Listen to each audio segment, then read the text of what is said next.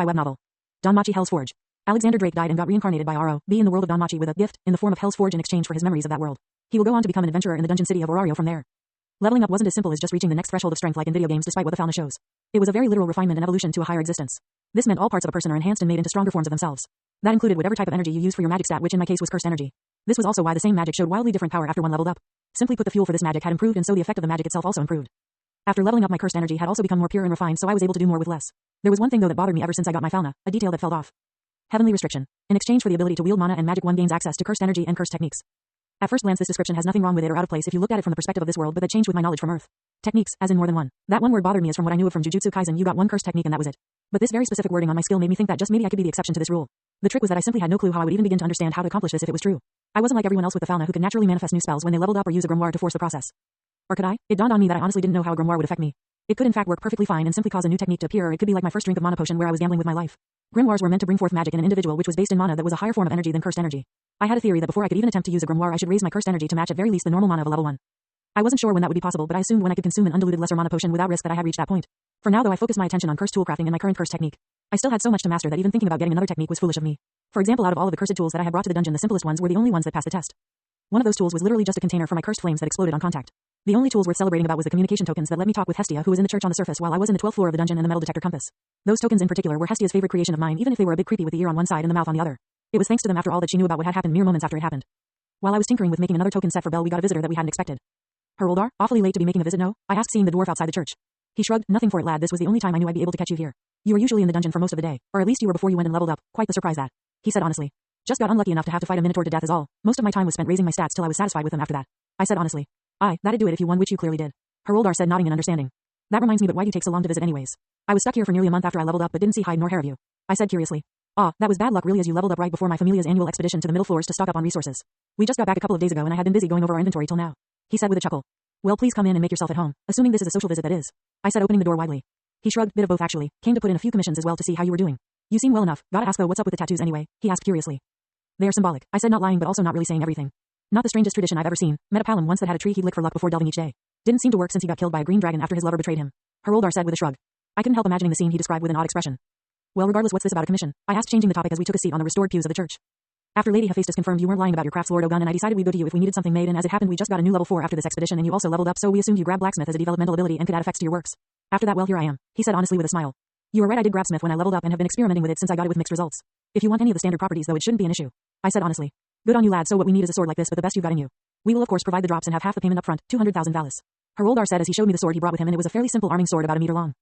Details in Belle's upgrade. Published by web novel. Danmachi-Hell's Forge. Alexander Drake died and got reincarnated by R.O.B. in the world of Danmachi with a gift in the form of Hell's Forge in exchange for his memories of that world. He will go on to become an adventurer in the dungeon city of Orario from there. The sword itself will be easy enough to create and shape, but I need details about whoever is going to use it if you want my best work. I said honestly. Most smiths just need to know what the weapon is to make an order, so why are you different? He asked curiously but clearly believing me. Not surprising really, as I basically got endorsed by Hephaestus herself because of the comparison. She said that I was the best at level 1 like I had said, so Haroldar and Ogun were very likely to take whatever I said as gospel so long as my reasons made sense. Well, if you wanted a weapon that was good generally speaking, then I wouldn't need any details like this.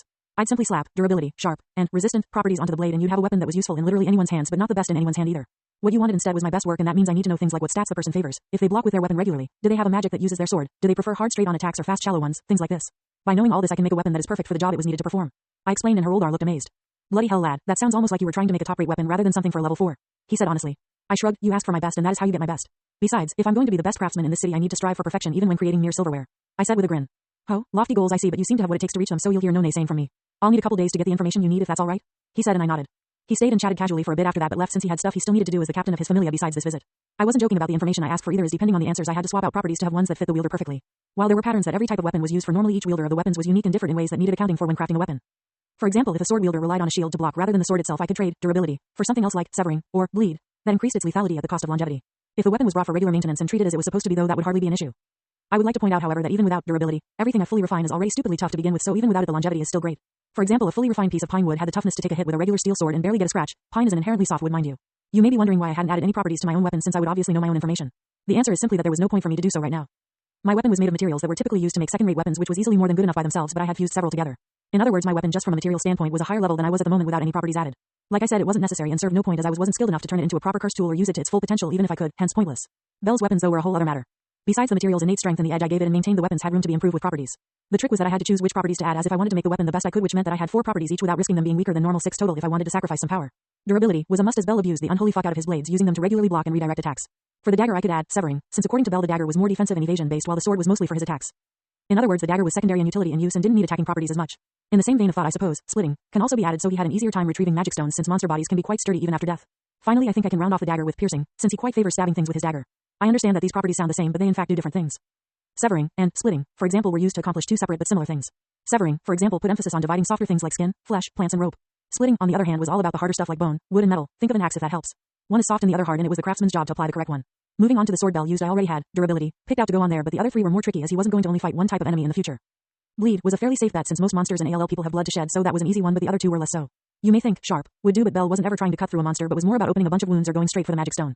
His slashes were light but frequent, so having a property for cleaving things apart wasn't the best fit. I ended up going with piercing, so he could hit the magic stones easier with lunges that utilized his speed.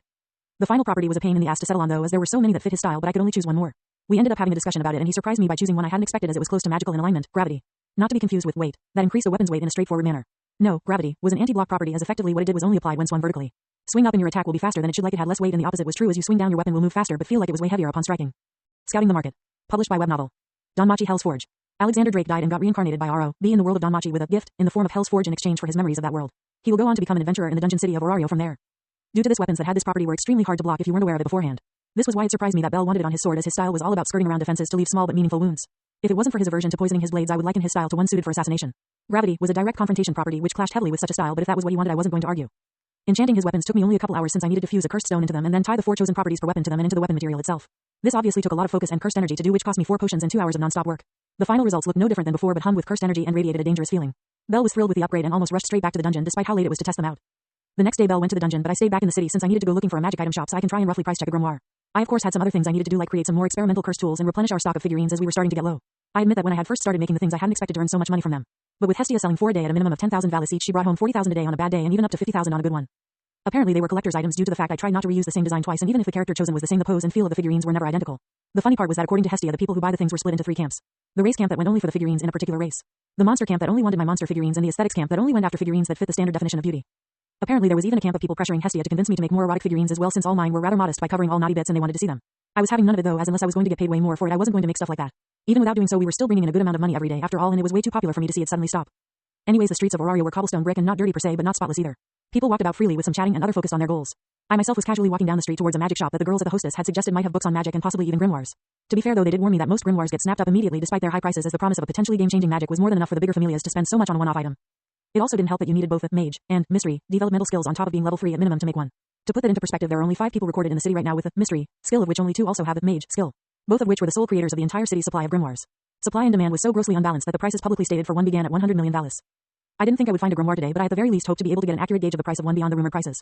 Eventually I entered a small place tucked out of sight called the Witch's Secret House. The shop was a cluttered mess of books and ingredients, and behind the counter was a woman who was the definition of a witch from Earth. Old, moles, sharp nose, curved chin, pointed hat, the whole shebang. The woman looked up at me and grinned a missing tooth smile. Oh ho, goodness me, a new face in this out of the way place. Now how did that happen? She asked teasingly. The girls from the hostess of fertility told me I'd find information on magic here. I said calmly. Ah, you must be that young man who has been worming your way into those beauty's good graces then. Ought to be young and looking to score. How I envy you, the woman said with a cackling laugh as I shifted uncomfortably. I knew her type, the tease you relentlessly type. They don't mean any harm with it, but that didn't mean it was fun to be on the receiving end of their attention. While it was true that every girl at the hostess was a beauty in their own right, I was definitely not trying to get with any of them. I valued my life, thank you very much. You jest, but Mamma Mia would skin me alive if she even thought I had such ideas. I truly am here for information on magic. I said honestly. Tisk tisk, no need to try and defend yourself from me, I won't tell anyone, I swear. Fun aside, I would hope that those girls would have told you my rules. You pay up front in either valis or with something unusual. If you choose the second route, I decide how valuable the thing you give me is, and I won't argue about it. If you try and scam me, I'll boot you from this place in an instant. She said seriously, and I nodded. According to the girls at the hostess, Lenoa here was the experimental type mage and was always testing new things and looking for curiosities to study. I came prepared, however, with something I was certain would catch the woman's attention: a cursed stone.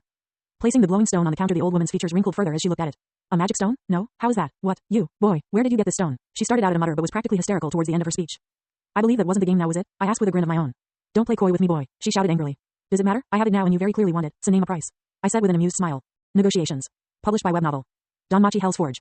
Alexander Drake died and got reincarnated by R.O.B. in the world of Danmachi with a gift in the form of Hell's Forge in exchange for his memories of that world. He will go on to become an adventurer in the dungeon city of Orario from there. Tisk, of course those girls would send a tricky customer my way. The woman's emotions flipped to mild annoyance in an instant, and it was clear she was acting before. Almost had me believing that you had lost control of your emotions for a moment there. Still, my point stands. I said, still smiling. I can't make an offer low as I am to admit it. Whatever that is without precedence. Nothing like it has ever existed as far as I know. As a result, I have no idea how much it would be worth. She said with obvious annoyance. Well, we seem to be at an impasse then. Tell you what, you tell me the actual price range of a grimoire and let me take one of those books on magic over there and I'll let you have that stone. Sound good? I offered calmly. Do I look like I was born yesterday, brat? Those books are valuable in their own right, and what would a low-level adventurer even need to know what a grimoire costs anyways? Not like you can afford one. Besides, there's no telling if you were ripping me off with this stone. She said with a scoff.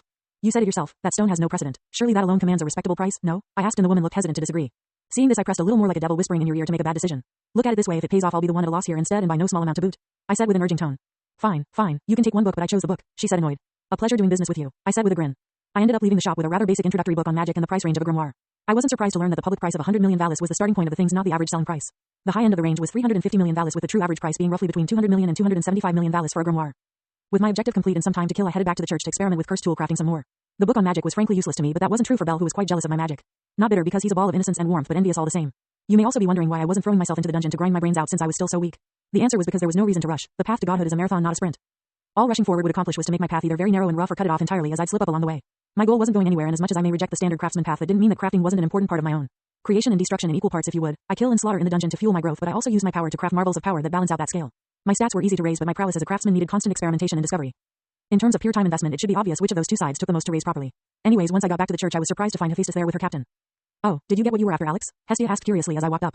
I nodded. I did. I'll be heading down below to experiment for a while now since I've got some time to kill. I said casually. Oh, perhaps you have some more fascinating creations in mind like these coins? Hephaestus said in a curious manner that made me sigh. You weren't supposed to share those, you know, I said sternly to Hestia who looked embarrassed. No reason to blame her since it's not her fault really. My visit was not something we had scheduled so she tried to hide the thing from me but Tsubaki has sharp hearing as a level 5 and found it. I must say it's a marvelous creation to say the least, revolutionary even. A method to communicate with a person regardless of distance or location is an extremely valuable thing. I'd like to commission some if that's not too big a problem, the red-headed goddess said with a smile. I would also like to point out that I was positive she was not here for Hestia to begin with. It was small things that weren't like last time she was here. Her clothes were nicer, more ladylike, if you prefer, and also more revealing. She had her hair clearly washed and styled and had on a small amount of makeup that none who was ever near a fire would be caught dead wearing since it was oil-based. I wasn't dense enough not to realize that she was here peacocking for my attention. That's between you and her, I'm just the craftsman. BTW I preferred you without all the extra stuff, felt more authentic that way. I said casually before heading down below. I wasn't just messing with her either as I genuinely thought she looked better as she was before.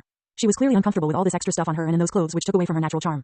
I like tomboys, no point in denying it really. Perhaps I might give romance a chance in the future but for now it would only distract me and I didn't need it. Anyways, while Hestia was left to negotiate with the red-haired goddess I focused my attention on my current resource curse tool idea. See, there was a rather booming magic sword market but a severe lack of products available that created resources like water, food and healing at the cost of mana. This is where I came in with my reusable magic items that I could charge a stupid amount of money for and get away with it too. Some gods or goddesses may try and make moves to possess me if I made it obvious I was the source but I had a plan for that. My curse technique is a lovely thing that would let me quite literally change my face, skin color, voice and even height if I was careful so good fucking luck trying to figure out who I was after that. If I was also wearing organic clothes I could change those as well so tracking me was a nightmarish task. Chatterbox. Published by web novel. Danmachi-Hell's Forge. Alexander Drake died and got reincarnated by R.O.B. in the world of Danmachi with a gift in the form of Hell's Forge in exchange for his memories of that world. He will go on to become an adventurer in the dungeon city of Orario from there. This was all predicated on whether or not I could successfully create a curse tool like this to begin with so let's not get ahead of ourselves here. I had given the water creating and controlling ring to Bell who told me that it worked fine but was rather weak after he passed the 9th floor and entered the 10th. That was as I discovered not something I could fix either as I was apparently too weak to summon enough power to create truly powerful curse tools.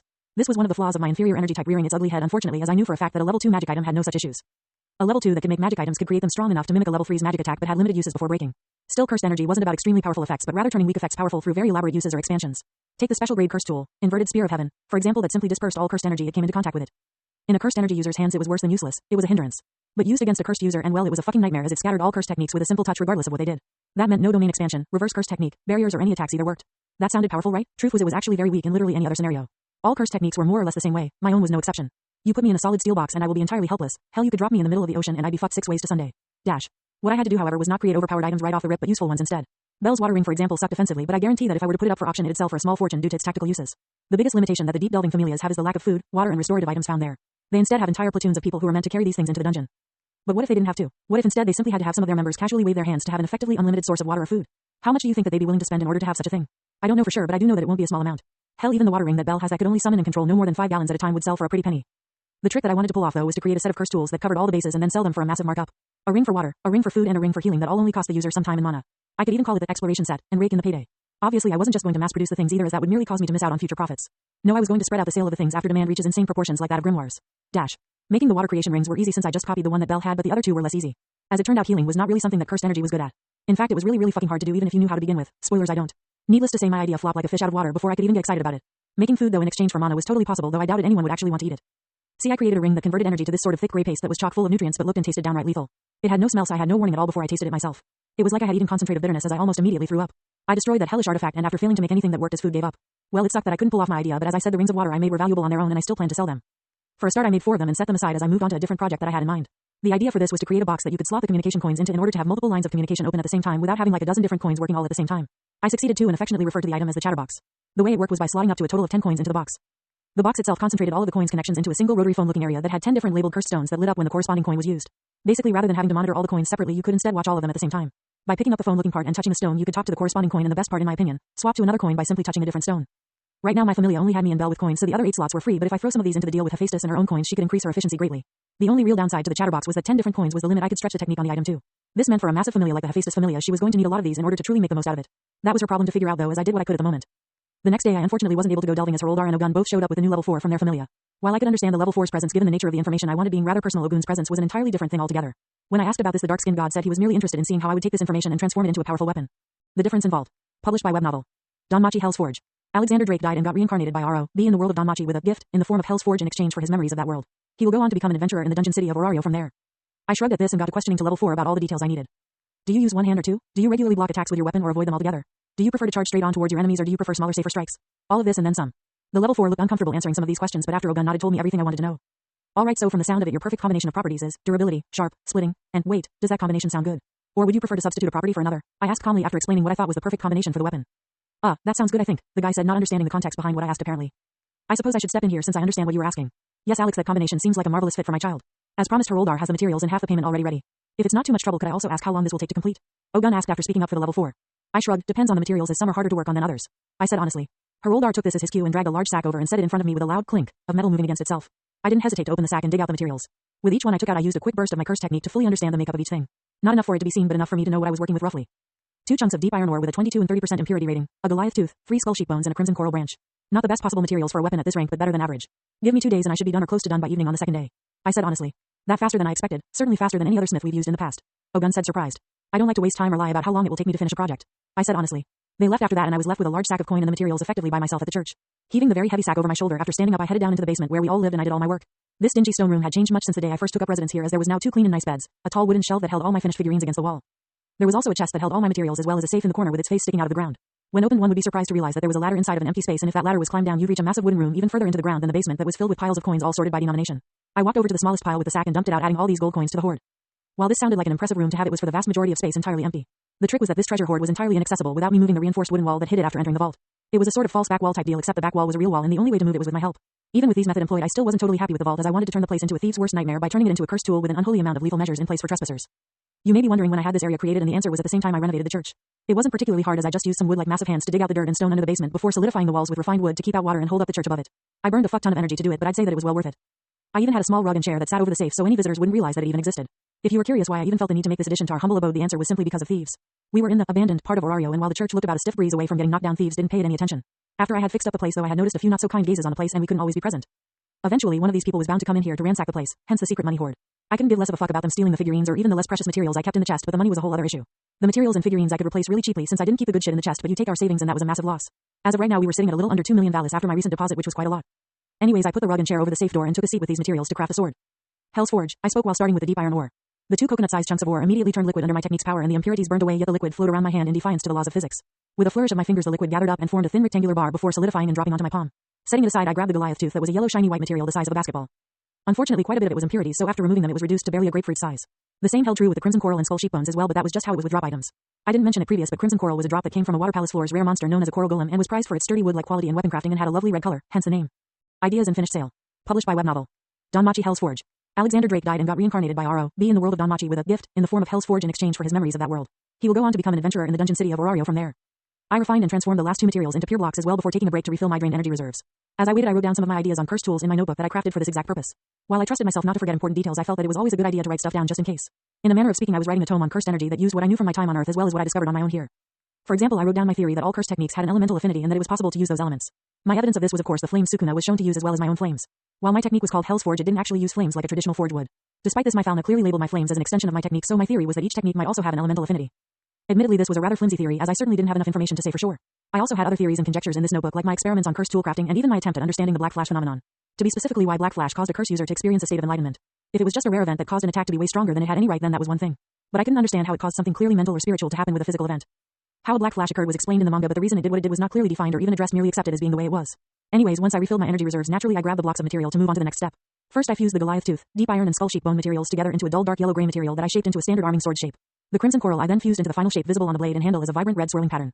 For the finer details I carefully added grooves on the handle for grip and a smooth round pommel. The final step was to add a razor's edge and fully solidify the weapon. I drank a potion and got to work imbuing the properties chosen into the weapon's materials fully. I had secretly included a small cursed stone inside the pommel to empower these properties before leaving my touch mark and calling it done. This entire process took me the rest of the day but I was done before the second day which was faster than I told Ogun. I could only shrug since this was the first weapon I had crafted from scratch since I was level 1, so obviously I was a little off. I had in fact expected it would take me a full day and a half to complete, but it only took me a day, so at least I knew this now. Still I had extra time and some extra materials as well, so I figured I may as well make a sheath as well. I added durability, resistant, and light to the cobalt hide sheath that I put the sword in. When Haroldar and Ogun showed up in the evening of the second day alongside the level 4, I was waiting in the upper floor of the church writing in my notebook. Didn't take you for the sword to go keeping a journal, Haroldar said surprised. This is a notebook, not a journal. I use this to keep track of my ideas and discoveries, not for personal business. I explained calmly while finishing the sentence I was writing before closing the book. Oh, now that sounds like a valuable thing to possess indeed, Ogun said with an interested look. I doubt it since the entire thing is in code and only I have the cipher. Even if you somehow figured out the code, I also made sure that I used nonsense words that only I know the meaning of as well in it. I said with a scoff. Rather extreme lengths to go to for something without value, Ogun pointed out, but I shrugged. I value my privacy and this notebook does possess my ideas and discoveries, so having it get stolen would suck quite a bit. May as well make stealing it a pointless thing then. Anyways, the sword's ready. I named it Red Current, by the way. I said, reaching next to me and tossed the sword and sheath to the level 4. He caught it in with a nod from Ogun, unsheathed it to be looked over. Haroldar lightly touched the edge with his fingertip before sucking in a breath as he started bleeding without even feeling the cut until it was too late. Ogun curiously ran a finger along the flat of the blade to try and feel any imperfections, but obviously there were none. The level 4 was just marveling how great the blade felt in his hand during this time. Truly remarkable work. Even with my lack of experience appraising weapons, I can tell that this is a masterwork, Ogun praised. I shook my head. It is my best piece so far, but not a masterwork. My level is far too low to make such a thing, unfortunately. I said honestly. There's no need to sell yourself short, lad. This blade's almost as good as my axe, and that's a bona fide first-grade weapon, Haroldar said seriously. I didn't say it wasn't an excellent weapon, just that it was no masterwork. The high quality of my crafts comes from the treatment I give each of the materials and the sturdiness of my creations. But as far as properties go, I'm afraid those that I imbue are quite lacking in comparison. Not poor, mind you, just far more normal for a level 2 smith. As it stands right now, I have much room for improvement in that regard, so as I said, it's not a masterwork. I said seriously.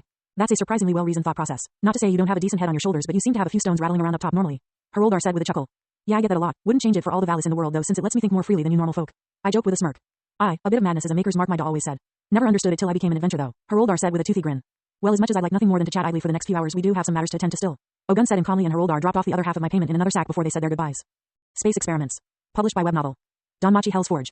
Alexander Drake died and got reincarnated by R.O.B. in the world of Danmachi with a gift in the form of Hell's Forge in exchange for his memories of that world. He will go on to become an adventurer in the dungeon city of Orario from there. Much like with the previous half of the payment, I deposited this sack of coin into the vault where it was supposed to go. For the rest of the day after that, I spent my time working on creating spatial bags with mixed results. The first attempt of the day sort of imploded on itself and just like winked out of existence. Let me tell you, watching that happen less than a meter away from you will put your balls in your throat if you've got them. That was fear on an existential level and not something so easily shook off. My second attempt could technically count as a success as the space within in the bag did indeed get bigger, by about a millimeter. I measured and everything and was rather irritated at the stupidly high energy cost for such a small amount of extra space. I was really detailed about the restrictions when creating this item and as it turned out went overboard, which meant that so much energy went into just the restriction that almost none went to the technique itself. It was a valuable lesson if nothing else and got set aside for future reference. My third and fourth attempts were both failures on a material standpoint, as standard cheap cowhide bags couldn't carry such a powerful cursed technique. Make no mistake, anything related to space and time were powerful things. If you were wondering why I was attempting something like that when I was obviously not ready for it, then my answer was simple. I needed to do this now while I was too weak to actually cause an issue rather than latter when a single mistake might erase a quarter of the city on accident. Right now any failure I had was localized to the church and pretty much harmless, but if I made those same mistakes at say level 4, the power in each curse tool I made would theoretically hold the potential to cause mass destruction. Mix that with something as volatile as space manipulation and you run a serious risk of causing a whole portion of the city to cease to exist. I'm talking you blink and suddenly a quarter of the city is an empty crater with perfectly smooth edges. Yeah, not a fun thought to have, so naturally I was trying to find the correct formula for these spatially expanded bags while I couldn't cause something like that. It was a little pricey, but I purchased some minotaur hides that I turned into bags and began trying again. This proved a good idea as the far superior minotaur hide bags were much better at holding cursed energy in larger amounts as well as more powerful techniques being imbued into them. My fifth attempt was on the right track but skewed a bit as the space around the bag was expanded, which let me tell you is some trippy shit as it looked like my arm stretched by another floater when holding the bag. I tried to turn the bag inside out but ended up creating a spatial crusher in the process. By that I mean the expansion pressed against itself from all sides, creating a point in the center of the bag that pushed against whatever fell into it. This pressure crushed whatever the object was until it was made into a hyperdense sphere that couldn't be compressed any further. I was pretty sure that if I kept adding stuff to the bag it would eventually form a black hole, and thus I reset the bag entirely. My sixth and final attempt for the day was also a failure, and much like my first imploded, though taking my right hand with it this time. It was rather troublesome, to be honest, as I had to drink 2 potions and use a whole reservoir of cursed energy beyond that to regrow my hand. Even after that I had the unfortunate situation of having to tweak my new hand with my technique for the rest of the day before I felt normal again. I made a note to try and figure out how to use my technique from a distance if I wanted to experiment like this in the future. I didn't need a lot of distance of course, but as I discovered through this event, the fact I had to be physically touching something to use my technique left me vulnerable to blowback like I had just experienced. There was no time for me to throw the bag before it imploded or drop it at all. 1 second it and my hand holding it were there and the next gone. I felt no pain or anything at all for a few moments after it happened, which let my vision register the loss of my hand before my arm did. Thankfully Hestia was up top in the church when this happened, so she didn't realize that I lost my hand. I wasn't going to mention it either, as I knew for a fact if I did she would ban me from experimenting like this. I made sure to erase the small amount of blood that I lost from the floor, and even while fixing my new hand to get it back to normal I acted like nothing was going on. As much as I could appreciate her care for Belle and I, there was simply no feasible way I wasn't going to get injured by experimenting in the future. In this case I paid the price of progress in flesh and blood, and more likely than not I will have to do so again in the future, so getting banned from experimenting was not something I could allow. Thankfully, if she did ever discover me in a situation where I lost a limb or the like, I could at least regrow it, which definitely helped my case. There was a side effect of regrowing the body part that I discovered, however, that Naza had neglected to mention. I was starving. I don't mean like really hungry, but rather my body was in a genuine state of starvation, as all the stored fat or extra energy in my body was converted to flesh and bone to make my new hand. As I mentioned some time ago, my technique doesn't create anything new but merely rearranged and utilized what was already available. In the case of regrown limbs, my technique takes the root of using the body's own stored energy and fat or extra muscle to achieve this end. I noted this down in the notebook as it was important information in the future, as if I was going to regrow another limb in the future I was going to force that person or myself to eat a feast beforehand. In theory this should help mitigate the strain on the body that I in no doubt Naza felt. The fact she hadn't mentioned it also peeved me just a smidge because this was very important information. I was going to ask her about it tomorrow before I headed to the dungeon.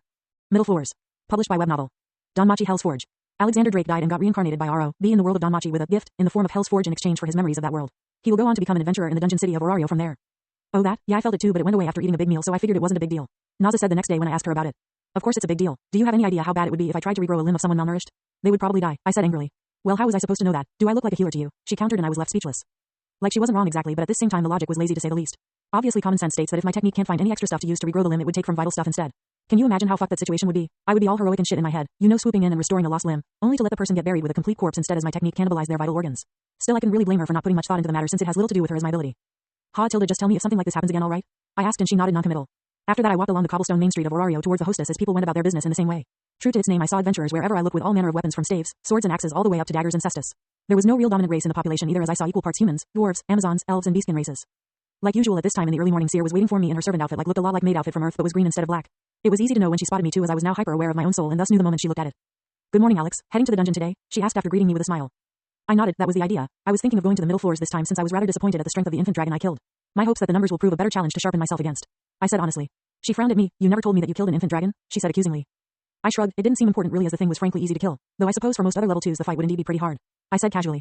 If you say so, she said with a roll of her eyes. By the way, Lenoa said she wants more of the thing you gave her but wouldn't say what it was when I asked. Out of curiosity, what did you give her anyways? She asked curiously.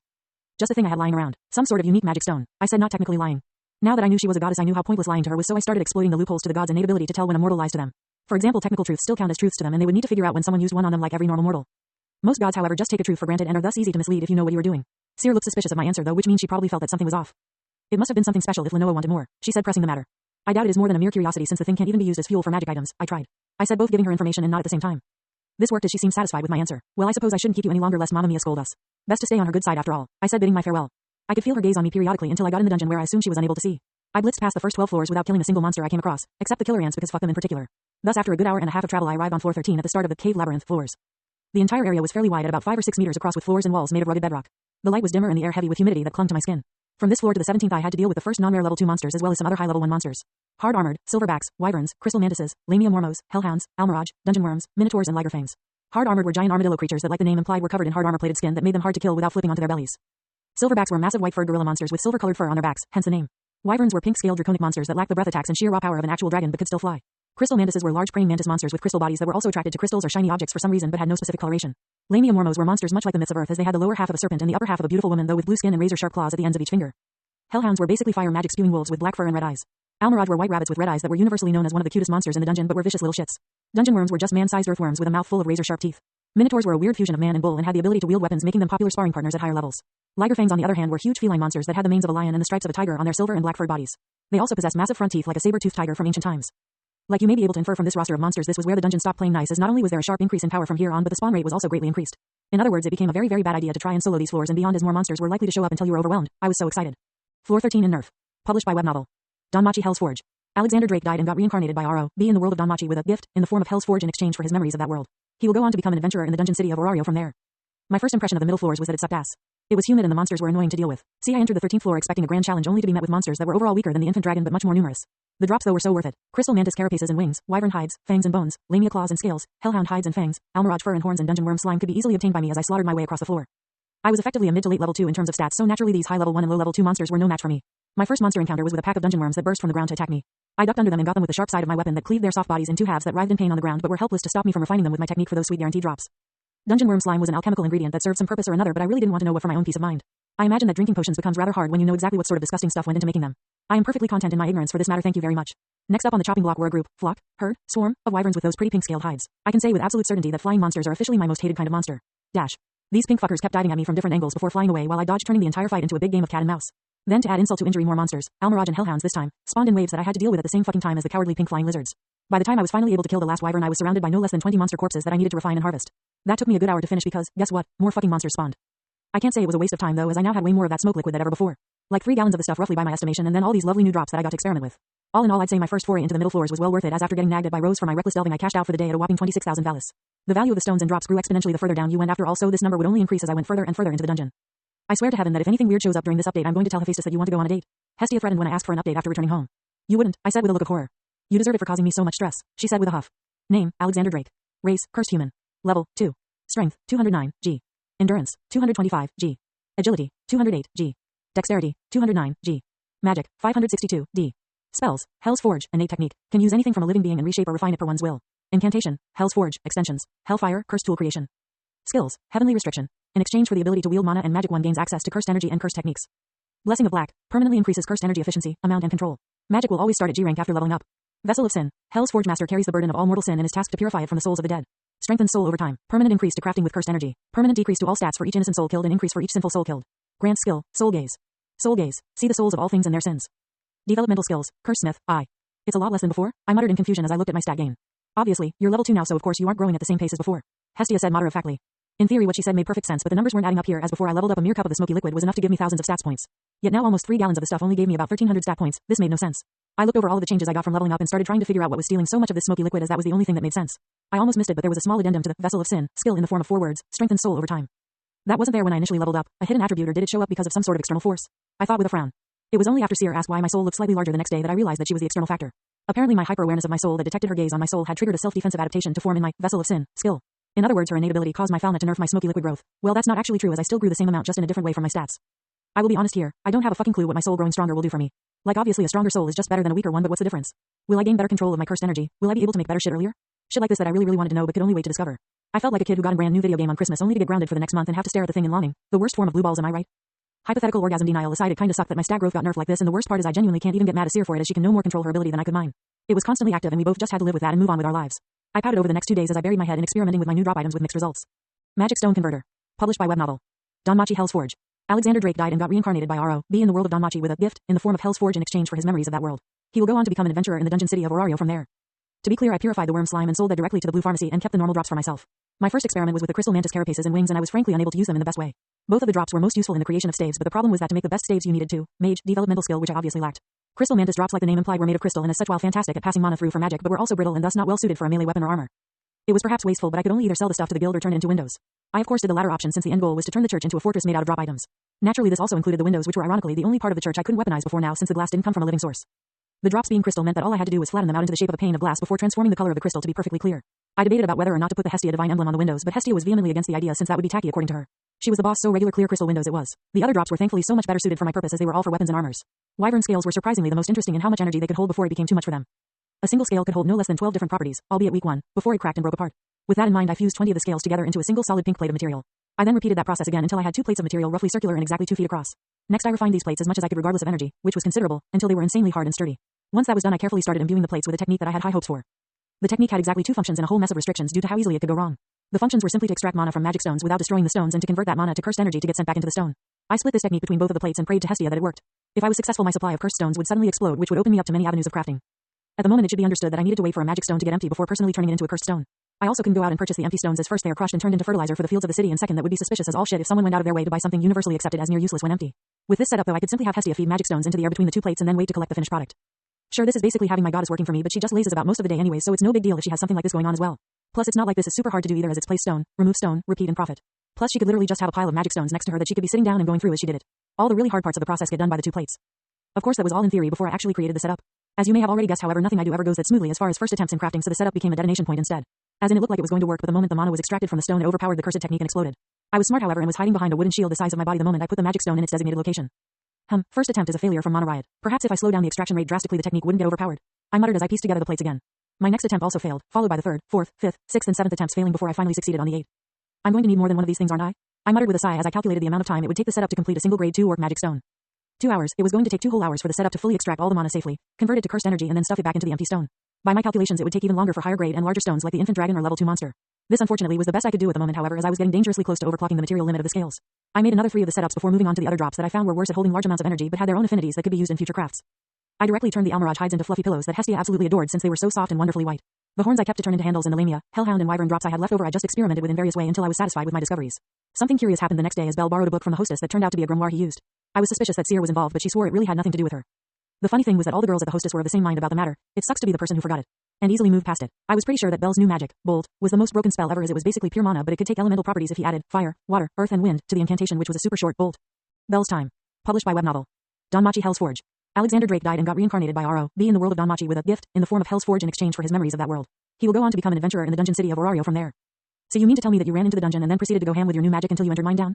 Not only that, but you got found by these 2 out of literally everyone in the city? I asked Belle with a twitch of irritation. On the restored pew of the church, Belle sat with a red embarrassed face while Tiona was grinning nearby and Ice was blank-faced watching this unfold curiously. Well, I all got carried away, I guess, Belle said sheepishly. Don't be too hard on him, Alex. It happens to most people when they first get magic. Seen a bunch of newbies in the Familia do it to themselves, though usually they don't do it in the dungeon. Tiona said cheerfully. I did it, Ice added, trying to be helpful. While I appreciate you both trying to help Bell get out of trouble, the fact of the matter is that I specifically told him to do all his testing here where I could help him if things got out of hand and he didn't listen. The dungeon must have been feeling especially merciful today because otherwise only sheer dumb luck kept him alive. I said seriously and Bell shrank into himself a little more. Ah well, can't really argue there. Gotta follow the captain's orders after all or things fall apart. Tiona said with a nod that I shared.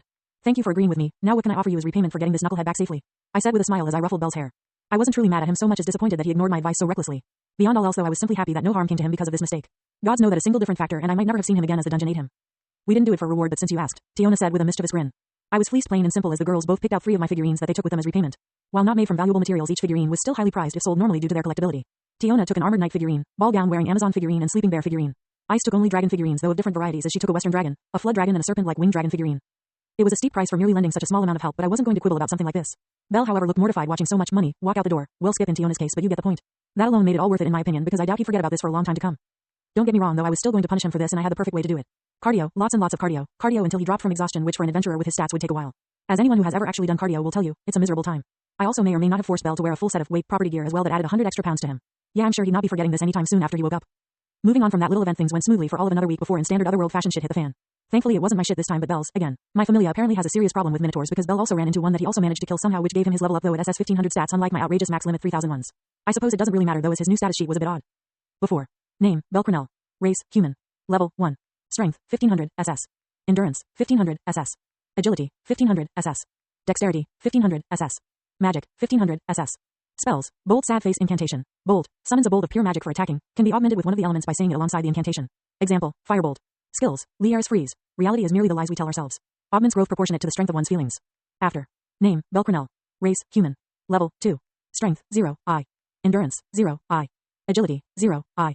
Dexterity, 0, I. Magic, 0, I. Spells, Bold Sad Face Incantation. Bold, summons a bolt of pure magic for attacking, can be augmented with one of the elements by saying it alongside the incantation. Example, Firebolt. Skills, Liar's Freeze. Reality is merely the lies we tell ourselves. Augments growth proportionate to the strength of one's feelings. Argonaut, enduring all hardship in the name of success. Developmental skills, luck, I. This new skill is odd, it doesn't actually tell us what it does. Your developmental skill is not much better but at least there are records of that so we know roughly that it boosts drop rates and luck-based events. Hestia said with a frown. Well it's not quite as messed up as my own status sheet when I first leveled up but you were definitely just as abnormal. I mean there's that frankly unfair magic of yours paired up with these 2 skills, one of which is certifiably cheating and the other that doesn't explain what it does but definitely sounds strong. A strange DS is hardly that odd in comparison, I said honestly while ruffling his hair. He hated when I did that. We went out to celebrate his level up at the hostess and this time I made sure to bring much more money since that stuff was expensive. In a funny way Belle had pushed Ice's record for leveling up to 2 down to 3rd place as he was sitting at 3.5 months as an adventurer before leveling to her 6 months. Dash. She didn't really care besides asking what our secret to getting so strong so fast was but we were honest and explained that she couldn't replicate it. Loki though was all up in her feelings about it though she made me very uncomfortable to be around as she ogled me openly. It came as little surprise then that her soul which was massive and colorful was also tainted with the sin of lust. I wasn't terribly surprised at the color of her soul considering the mythology on Loki from Earth as a trickster god. Then again not every myth was entirely trustworthy since Hestia wasn't Artemis and Hephaestus's aunt in reality so I took all my Earth myths with a grain of salt here. Don't get me wrong they were more or less reliable but some of the details were simply off here compared to the myths from Earth. Investigation. Published by web novel. Danmachi-Hell's Forge. Alexander Drake died and got reincarnated by R.O.B. in the world of Danmachi with a gift in the form of Hell's Forge in exchange for his memories of that world. He will go on to become an adventurer in the dungeon city of Orario from there. Third person Pav. Ever since the day the dungeon city of Orario saw the myriad colored smog of energy floating above it something had changed. Those above level 4 felt it, like a sudden shift in the winds but from a direction they were unfamiliar with. The top familias of the city and the hidden darkness that lurked beneath the streets and around every corner sought answers but it was to no avail as no records of a similar situation existed. Tension rose in these groups as they felt something brewing and could only prepare for the worst. Nearly 2 months passed and nothing could be found so Orario went back to operating as per usual though did not forget the oddity of that day. A new piece of news started circulating at this point however of an up-and-coming familia that had broken the famed sword princess's level 2 leveling speed not once but twice. The first time was something that created quite a buzz, especially when the one who leveled up was also already indirectly famous for creating the bone figures that had become a hit in the city. Despite this it wasn't anything that most paid much heed to. That changed when the second member of the same familia, an adventurer of no renown, also broke the record set by Ice Wallenstein. This double feat of record breaking caused many gods to demand an explanation from the goddess of these 2 adventurers, Hestia. They called foul play as the situation was unbelievable and thus they thought the goddess had raised her familia members through forbidden means. An emergency meeting was called where the goddess Hestia had to prove her innocence. As the most trusted god for his neutrality in all regards Hermes was assigned to look at the evidence and speak of the truth of this matter. That is where Alexander Drake came into play. First person Pav. This trial caught us all off guard to say the least as one moment we were celebrating Belle's level up and the next we were standing before a host of gods all radiating a small amount of their divinity to pressure me and Belle. A god with smooth wheat brown colored hair wearing a feathered hat and traveling clothes spoke up grandly from the center of this place like reminded me of an old Roman theater. Today the divine host of Orario has gathered to investigate the unusual circumstances surrounding the goddess Hestia's 2 children's level ups. The god said with a flourish of his hands that seemed to keep his audience's rapt attention. He continued, I, Hermes, have been given the duty to interrogate these 2 mortals in front of you all to put this matter to rest once and for all so without further ado let us get this investigation underway. Hermes said grandly before turning to us. Let's start with the captain of the familia, Alexander Drake or better known perhaps as Black Mark. Hermes said with a gleam in his eyes that didn't look like a good thing. Ask away, I have nothing to fear since I have done nothing wrong. I said with a challenging smirk that clearly bothered the god as his eyes narrowed. He wasn't the only one either as the gods in the bleacher-like seats began to scoff, look doubtful or even some angry after I spoke. It wasn't surprising really as in my situation most mortals would be so nervous that they'd barely be able to stand much less speak so boldly. The thing was though that I could literally see the souls of these gods and that meant all their acting was pointless as I could see their very essence. Gods were just people with a lot of power and that's all. Well if you were so confident let's start off with some simple questions to establish a baseline. What is your name? Hermes asked sternly. Alexander Drake, I answered never dropping my smirk. What is your gender? He asked. Male, I answered. Very good now you need to tell a lie so we can make sure that you aren't able to deceive us. Hermes said sternly. Easy, we cheated to level up as fast as we did. I said with a cheeky grin, knowing that all their lie detecting abilities just went off at the same time. There was disbelief, anger, doubt, and all-around uproar with that simply statement from my lips. Hermes looked at me with what I could only amount to irritation at how easily I had just played him to throw this entire meeting into chaos. Oh, I knew exactly how this was going to go the moment he started doing the same thing they did with polygraph tests back on Earth. The two truths and a lie method to determine validity of an interrogation. What I did was simply throw the accusation of his cheating to level up so fast onto its head as my lie. If you were wondering why exactly I did this, it was simply because I had a gut feeling that if Hermes had his way, he'd make this troublesome for me by asking things private or that I simply couldn't answer. To stop that, I flat out made it impossible to continue questioning me freely, as I had already covered the main topic, so it would be wrong to ask any unrelated questions, and he clearly knew it. Straight to the heart of the matter, is it then? Fine, Goddess Hestia, I would ask that you unlock Mr. Drake's foulness so that I may verify that there's been no foul play involved. Of course, I swear on my arsenum to you that any information best kept private shall remain so if there is indeed no issue. Hermes said to Hestia calmly but firmly. I looked at her and she nodded, so I took off my shirt, which elicited gasps from the gods seated as my full set of tattoos were revealed. Hermes himself looked at them with a critical eye. What is the purpose of these tattoos? He asked, unable to deny his curiosity. They are symbolic, I said honestly. He hummed in acknowledgement before looking at Hestia, who rather reluctantly unlocked my fauna, letting him read it. It was rather amusing to watch his eyes widen to the point of bulging and his jaw practically hit the floor. Seen enough yet? I asked impatiently, since I was standing here without a shirt and it was making me uncomfortable to get ogled by so many people like this. He regained his composure, but he no longer looked so hostile when gazing at me, but rather brightly instead. There was no foul play as far as his level up was concerned. Hermes proclaimed loudly, and all the gods here begrudgingly seemed to accept that answer. After that, it was Belle's turn, and the god looked between the two of us with an odd expression but declared that we were innocent of the accusation levied against us. The emergency meeting was ended there, though quite a few gods and goddesses came to bother Hestia, Belle and I to try and figure out what made us so special. Vows and Charade. Published by web novel. Danmachi-Hell's Forge. Alexander Drake died and got reincarnated by R.O. B in the world of Danmachi with a gift in the form of Hell's Forge in exchange for his memories of that world. He will go on to become an adventurer in the dungeon city of Orario from there. None of them even bothered to ask Hermes what he saw, as the god had sworn on his arsenum to keep it to himself, and that was no low promise. The closest equivalent to such an oath I knew of was a permanent binding vow using cursed energy. Binding vows were something I was avoiding heavily at the moment for the simple fact that they made me uncomfortable. See, the way they work was via three primary configurations: restriction, oath, and trade. Restriction type vows, as the name implied, put on a restriction to a person, and in exchange they gained heightened power for however long the restriction lasted. Permanent restrictions are the harsher restrictions, where the more power you got from them, an equal balance of buffs and debuffs, if you will. The second configuration of binding vows, oaths, were more one-sided in nature, as it was basically making a promise with actual penalties if you failed to keep it. These are typically used to verify truths or keep things private, but also could more or less turn whoever used it into indentured slaves until they fulfill the promise they made. Naturally, this type of vow also gives a boost in power to the one who used it, but it's negligible most of the time. Finally was the trade type binding vows that were more or less just an exchange of benefits between two or more parties, like a sale. The catch here was that weaseling out of your end of a deal in this regard was not an easy thing and always ended badly for you if you did it. When a god swore upon their arsenum like Hermes did, it was almost the same as setting up an oath type binding vow with serious consequences if they broke it. The only real difference besides the energy type used to accomplish it was that the god that made the oath got no boost for doing so. It was all downsides and no upsides besides reinforcing trust in them. Hermes worded his oath in just such a way that he would only be able to share what he found from reading our faunas if and only if he found something wrong, which he didn't. Obviously both Belle's and my faunas were insane, but all entirely possible within the normal rules of the fauna. This meant that asking Hermes about our private information was not even a real option unless Hermes felt that he got more than he risked by revealing the information. It must be a skill, right? Tell us what it is. Are you single? You can join my familia if you want to. Our children should delve together. Can I order a bone figure? All this and more as the gods and goddesses fervently surrounded our three-person familia after the investigation was over. It was fucking irritating me to no end, and I was getting more and more tempted to bust out my flames to get all these people to back the hell off. They all scattered, however, when a single soft, sensual almost but commanding voice spoke up. How uncouth. As gods should we not show more decorum in front of these mortals? Tilda. The voice caused all the gods and goddesses to stiffen before parting to reveal the owner of it. A single goddess with long silver hair like silk that had perfect proportions, with pale flawless skin and deep violet eyes that twinkled with an enchanting light. Her smooth beautiful face held a casual smile. Her outfit was a simple black dress that hugged her proportions enticingly but covered everything it was supposed to, though showed most of her left leg when she walked due to the open from mid-thigh to the bottom of it. I grinned when I saw her soul, however. A pleasure to make your acquaintance, miss. I said, knowing that she was likely stepping in to help us out. Freya, the pleasure is all mine, Mr. Drake. The bone figure that Otter purchased from Hestia is one of my most prized possessions. She said, still casually smiling. Oh no, it looks like she's charmed another one. A quiet murmur was spoken by a god somewhere, and many of the gods had a helpless expression after hearing it. I ignored that, however, as it wasn't even remotely true. Ah yes, I remember that day quite well. Admittedly, I was rather concerned when she told me about it.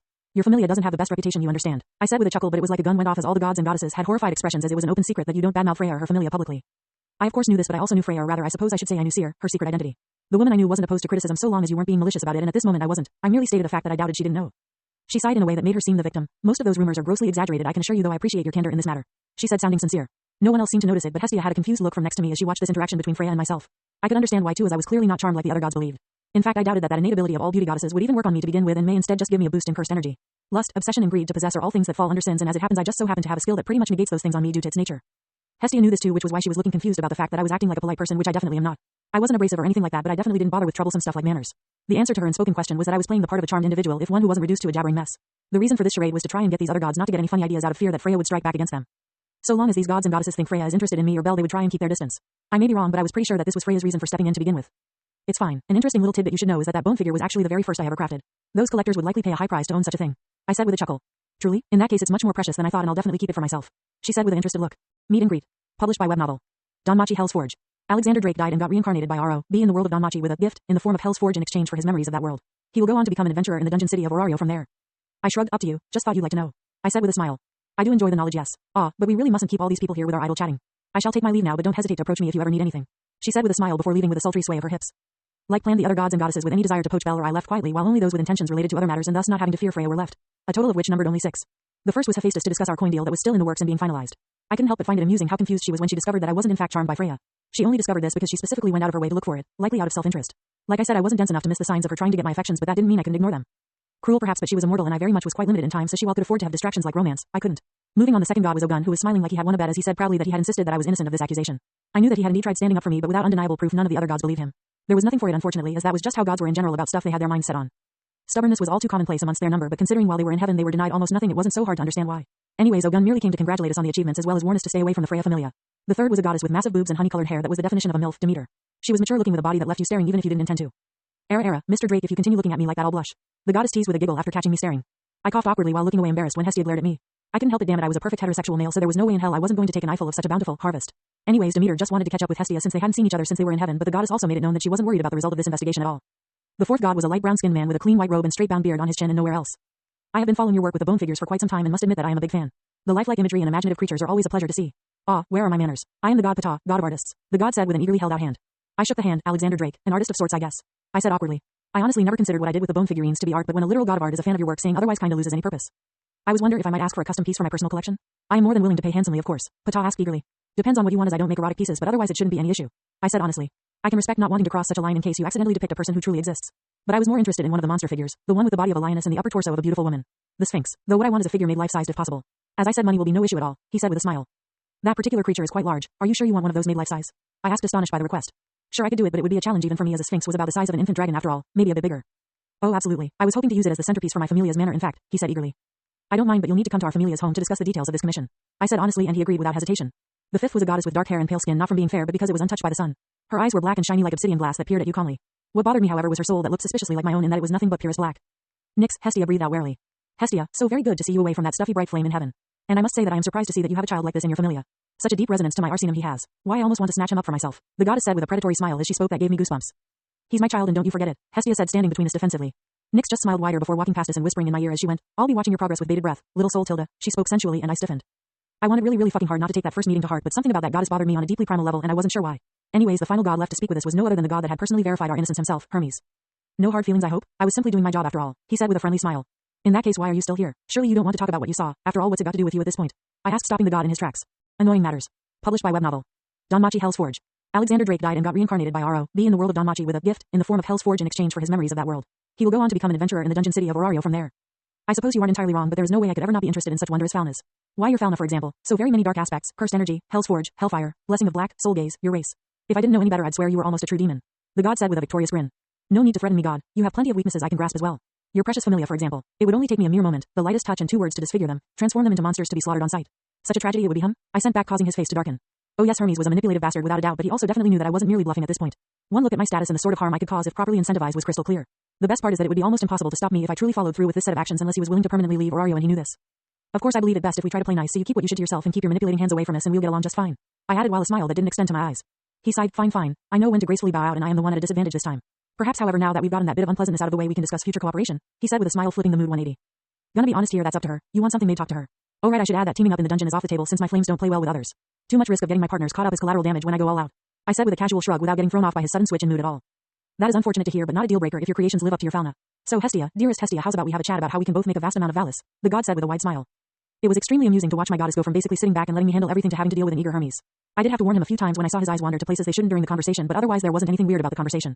There was, however, a very annoying few days after this investigation that we had to deal with. First and foremost was that we were the talk of the city for a few days before the gods got bored and turned their attention elsewhere. What that meant was a lot of attention from jealous, ill-meaning fans or fame-seeking people when we were in public. The jealous ones were all spite and no bite. The ill-meaning ones tended to have sinful souls that I gratefully reaped for stats in secret, and if they didn't tended to vanish in the dungeon after following me in. I felt nothing when I killed these people, nor when I left them crippled in front of monsters to get killed that way, since that was a loophole in my skill. The fans came in 3 flavors of increasingly annoying levels. The first was the Amazons that wanted to mate with Belle and I for our talents. Mostly this involved a lot of seduction attempts to some even bluntly asking to fuck. Belle turned into a tomato more often than not in the face of these girls, which was hilarious to watch. I myself just rejected their advances casually since I didn't want to waste time like that. The second type was the newbies to Orario who all hoped to be the next us and shoot to fame by leveling up at rocket speeds. These fans were unfortunately not likely to ever accomplish that if my soul gaze was to be trusted. I saw very few souls that shone quite as bright as Belle's and mine did, and according to Seer, Freya, that was how she knew how talented someone was. I should probably mention that I was taking lessons on how to best use my soul gaze from her as well, and in the process that my own version was slightly different than hers. For example, I could see the sins of staining the soul, but she instead could see the emotions of the soul when she looked at it instead, but not the sins. Hers gave her a way to better manipulate people and understand what they were thinking at any given time thanks to this difference, while mine allowed me to more or less judge someone's past actions and make predictions on their future actions as a result. It was fascinating how similar yet different the same ability worked in 2 different people. Anyways, the third type was the apprentice type. Adventurers that sought Belle, Hestia or myself out to try and learn under us or join our familia for that reason. They were by far the most annoying to deal with as they had a problem taking no for an answer. You know the sort of people that think that if they learn from clearly talented or successful people that they themselves will become talented, irritating buggers, a lot of them. Finally came the fame seekers, adventurers that came to challenge Belle or myself to combat to prove, try and use us as stepping stones by publicly defeating us. More often than not we ended up just rejecting their challenge and the matter ended there, but for the few who tried to insult us or even worse our familia to pressure us, we curb stomped them. The trick was that only those who just leveled up to level 2 or those at level 1 could use this method, and good fucking luck finding anyone else at that developmental stage as monstrous as us. Hell, I ended up even putting mid-level 2s to the dirt with sheer physical stats alone, much less beginner level 2s like me. I didn't kill them, by the way. Commission work. Published by web novel. Danmachi-Hell's Forge. Alexander Drake died and got reincarnated by R.O.B. in the world of Danmachi with a gift in the form of Hell's Forge in exchange for his memories of that world. He will go on to become an adventurer in the dungeon city of Orario from there. Other than that, there wasn't much worth mentioning after the investigation was over, besides perhaps that my bone figurines had started going for a higher price as the fame made people want them more, but the supply was less than the demand. I specifically told Hestia not to sell more of them even if we had the supply to meet the demand, because this way the price will stay a nice amount while also being fairly consistent. This may be a bit greedy, but it should be remembered that these figurines didn't serve any practical purpose and were purely decoration. No one had to buy the things or risk some terrible fate. It was purely a luxury item, so naturally I would treat it as such and let the customers set the price. As a result, it was valuable because people said it was valuable, like diamonds or other precious gemstones. The funny part was that some people had tried to copy my bone figurines but failed every single time, as they always had flaws and details that became obvious as time went on. My favorite example was this one alchemist guy that melted down bones with a special potion before hardening them again in molds. Once the bones hardened again from the potion wearing off, the result was indeed a detailed figurine, but there were always these small cracks or discolorations that he couldn't get rid of. Honestly, I applauded the mont's ingenuity and even had a couple of his figurines myself, as even while imperfect they reminded me that this world was full of impressive people. One of the biggest issues that these fakes had, however, was that they failed to mineralize the bones, so the figurines would rapidly decay when left exposed to the elements, unlike my own.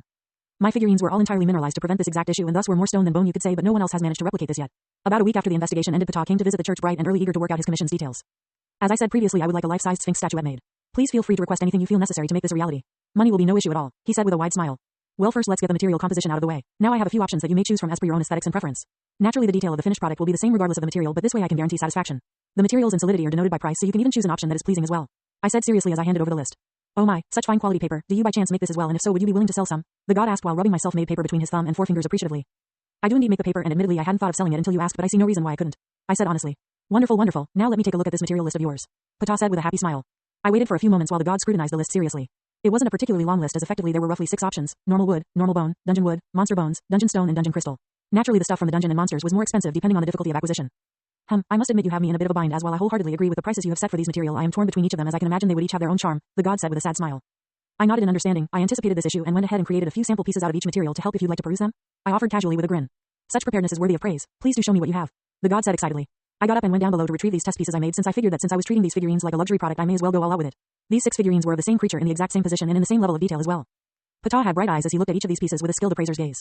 Marvelous, absolutely phenomenal. I believe I have my choice made after feasting my eyes on these beauties. I would like to choose the dungeon crystal option. The way the light seems to resonate and cause this figurine to shine would no doubt prove positively stunning in my familia's manner. Yes, I simply must have it. The god said with an almost fanatical expression. Why am I not surprised that the god of art is obsessed with the stuff? I thought with a mental chuckle. Well, this is where my part of this process ends and the rest is between you and my goddess here. I said casually as I pointed to Hestia as I got up. Honestly speaking, Ptah was surprisingly agreeable to whatever Hestia said as they worked out the size, price and payment method that was going to be used. Part of the deal, of course, was that Ptah would have to provide the materials I would be working with, but Hestia assured him that I didn't need a single massive chunk of crystal and many smaller ones were fine so long as together it all added up to the right amount. The final price of this single work of mine came out to a whopping 4 million valis, which was a frankly absurd amount of money for what was a decorative statue in the end, but hey, that's how it is with luxury goods. Half of the payment came up front, and with Hestia's permission I used it in our saved funds to purchase the surrounding land by the church, so I have the room I would need to privately work on such a massive statue, my own little workshop if you'd like. Finger licking good. Published by web novel. Danmachi-Hell's Forge. Alexander Drake died and got reincarnated by R.O.B. in the world of Danmachi with a gift in the form of Hell's Forge in exchange for his memories of that world. He will go on to become an adventurer in the dungeon city of Orario from there. To be clear, it was just the 6 plots of land on either side of the church that added about 30 yards of land to either side of the church to our possessed land. That may seem like a lot, but in truth that was pretty average for decently sized familias. Even worse was that until I took the time to tear everything down, that land would look like a bunch of abandoned buildings still. Destruction was way easier than creation though, so all I had to do to fix this issue was unleash my flames and watch that shit burn until nothing was left. If you were wondering why I didn't reuse the wood from the buildings, it was simply because I didn't feel like it. Hestia might have preferred the church's original shape and design, and I maintained it as a result, but this land was mine and I wanted to get creative with it. That means it was time for me to go all evil supervillain and make an underground lair. Well, okay, so half and half really, but the point still stands. I wasn't going to use wood for this project though, as I wanted to make my lair a god's damn nightmare to breach. To accomplish this, I grabbed a massive tarp and headed to the dungeon to slaughter me some works. My plan was simple really. I was going to refine the thing's entire skeletons and use their bones to build my base. Fucking metal as hell, right? Obviously this was going to take more than one trip, but I was more than happy to put in the legwork. Killing the orcs was also easy as shit, as I just ran up to them and used my curse technique to seal their eyes, ears, noses and mouths before patiently waiting for them to suffocate to death. Naturally, I also spent some time hunting down any metal I could find on floors 10 through 12 with my metal detecting compass. I got some really odd looks when I first left the dungeon with a massive makeshift sack of clattering bones on my back, but no one stopped me, and after repeating this process for a week the guards had even given me a new nickname, Bone Collector, which was still better than the one the gods gave me in my opinion. Still, after a week of slaughtering orcs and other large type monsters and dragging their entire skeletons back to the church, I had enough to make the above ground portion of my lair. Cheeky ass I even set up a big cloth curtain to stop anyone from seeing me create the building. I had the bones all piled up like small mound of corpses in place when I got started by placing my hands onto side of the pile. Hell's Forge, I spoke, and the black and blue curse energy began to pour across the entire pile like it was soaked in gas before hit with a lid match. If anyone could see what was going on, they'd be astonished to see all the bones melting into a pond of discolored liquid before that liquid turned into a huge perfectly flat rectangle. I took a break to restore my cursed energy because this was obviously not an energy cheap process. This meant I downed potions like they were water on a hot day. Still, my next move was to raise the walls from this bone foundation, which I did by causing the bone to rise on the sides to my chosen height roughly before fixing the shape manually. I was a bit miffed to discover that I didn't have enough bone to create the roof and had to make a couple more trips to the dungeon to collect the stuff. By this point the crystal for Ptah's commission was starting to show up in a bunch of chunks the size of a person. I just stored them in my unfinished building while I worked on completing it. Finally though, after a week and a half of effort, I had a big ass hollow rectangle of monster bone set up, which left me with the fun part of this project, decoration. I transformed the walls on the outside into a false appearance of a stone brick construction, seams with uneven mortar included. Then I literally raised the roof into long Chinese-style tile design that looked marvelous from the outside but was totally transparent on the inside. The final touch, I used the metal I had collected to create an alloyed metal door to seal the place shut when I wasn't here. It was a simple thing that sat on internal hinges that had a single handle and cursed tool lock of my own design. I was quite proud of my lock too, as I imbued it with a cursed technique to recognize my fingerprints. I just needed to stick my thumb in the socket to unlock the door. The best part was that I added a cannibal mechanism to the lock, so if anyone not registered tried it, they'd lose that digit. The only real security issue left was the air vents I had to keep me from suffocating in here as I worked. Lighting was easy as I just made some cursed tools that produced light, and that was that. It looks suspiciously normal for you, Hestia said with a wary look as I showed off my new building. I clutched my chest over my heart dramatically. I'm offended that you'd think so little of me. All the fun stuff is just well hidden, I said with a grin. I knew it. Alright, so what insane stuff have you casually added to this place then? She asked curiously. Well, the door eats fingers, then the walls have inbuilt lighting sources, and finally the roof is actually transparent on the inside. I said casually. The door eats fingers, she exclaimed in horror. I smiled proudly. Hell yeah, it does. Slaps door, this baby can eat so many fingers. I said with a laugh at the look she gives me, like I had gone off the deep end. Chill, it's an anti-theft measure, so unless someone without permission tries to get in, you've got nothing to worry about. I reassured her that I wasn't that mad quite yet. Might get there in the future, but not at the moment, so everything's fine and nobody needed to start worrying about it for the time being. Why would you even make something like that? She asked with a confused look. Ah well, most locks can be picked, but this lock will eat your fingers if you try, so like it's way better, right? I asked with a wide smile at my impeccable logic. Danmachi-Hell's Forge. Published by web novel. Alexander Drake died and got reincarnated by R.O.B. in the world of Danmachi with a gift in the form of Hell's Forge in exchange for his memories of that world. He will go on to become an adventurer in the dungeon city of Orario from there.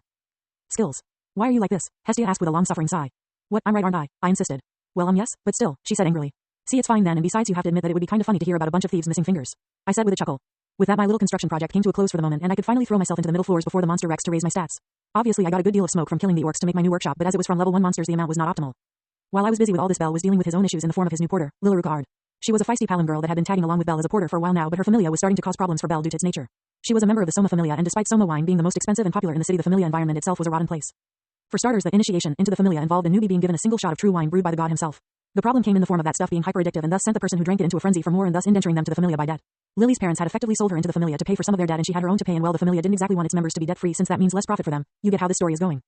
One thing led to another, and now Lily's problems had become Bell's because he's just the nicest person ever. I had bluntly told Bell that he could just get Soma to release her from the familia to fix this whole thing, but the issue was getting to the god as he was weaseled away deep in his familia manner. I suppose that I should also clarify that Soma wasn't the reason for his familia being such a bad place. See, the god used to be a bright and happy person before he came down from heaven. He became disillusioned, however, when he discovered that mortals that drank his wine lost themselves to it and thus couldn't enjoy it as he intended. From then on, he ceased to care about all else beyond creating the divine wine endlessly. His familia's captain hijacked the familia and from there turned it into the toxic place it is today because Soma lacked the will to intervene or stop it. In a way, I pitied the god as he had effectively lost the will to live and was merely existing at this point. Bell's not the most outside-the-box thinker though, and instead of just having Hestia force her way in, because nobody is stupid enough to attack a god and thus stop her, he is effectively waging a shadow war on them until they are forced to consider releasing Lily. Now I could step up as the captain of the familia to solve this issue real easy like, but this was his mistake to learn from, and unless the Soma familia goes too far with it, I'll keep it hands off. Why'd I have to deal with you people when Bell's the one causing trouble? I asked with a sigh when 3 Soma members ambushed me in the dungeon. Nothing personal, but you gotta take the fall as his captain, one of the dudes said with a slimy smile. Thankfully your souls are all sinful or this might get annoying. Burn away for your transgressions and try to be better people in your next life, okay? I said calmly before releasing a wave of flame at them. The adventurers screamed as the flames consumed them, and I yawned in boredom while casually watching their souls get purged. As I had found out, the boost in stats I got from killing each sinful soul was actually terrible at barely 3 or 4 per kill. In addition, it turns out my apathy towards murder was in fact a side effect of my skill. I know this because even thinking about killing an innocent soul makes me feel sick. Yay for morally questionable mind-altering skills. Sarcasm aside, this at least let me understand how the Falna worked a bit better when it comes to skills and magics. Skills weren't just one-off buffs that showed up and that was that, but rather were very literal representations of you in some way. My skills minus soul gaze were each a sort of amplified representation of my own will, fears, hopes and experiences. Vessel of sin was from my fear that I'd stop being me and would turn into a monster as I grew stronger. The skill now basically turned me into a technically righteous existence as a result. That unfortunately meant that Bell was practically doom-driven due to his 2 skills. Liara's freeze was all about growing based on the strength of his emotions. Argonaut, on the other hand, was apparently all about enduring suffering to achieve success. It was a match made in hell if I ever saw one. Bell had literally caused himself to be built for hardship since these things on a Falna were very much permanent. He could get Hestia to strip his Falna from him, but if any god gave him another, those skills would be there waiting. They were a part of his very existence now for better or worse, and every other adventurer with a skill was in the same boat. Heavy thoughts aside, I delved until I started getting swarmed by level 2 monsters on the 16th floor. Sidestep, smash, backstep, slash. I moved in a dance of aggression and death within the minotaurs, never stopping for more than a moment after each swing of my weapon. Blood fell on the stone floor from me as well as my foes. Slick. A rough stone blade draws across my back, cutting it open shallowly, but with a small flex of my will the cut seals shut almost immediately. I had gotten quite good at flesh mending with my technique in battle, but I had hard limits. One such limit was that anything deeper than a millimeter took too long and too much focus to deal with. Another was that I couldn't heal burns or disfigurement during a fight either. Finally was that anything I mended like this leaves a scar on me permanently. I could of course remove the scars later with my technique if I wished, but I preferred to keep them as a reminder of my flaws that I needed to correct. Learning through pain. Published by web novel. Danmachi-Hell's Forge. Alexander Drake died and got reincarnated by R.O.B. in the world of Danmachi with a gift in the form of Hell's Forge in exchange for his memories of that world. He will go on to become an adventurer in the dungeon city of Orario from there.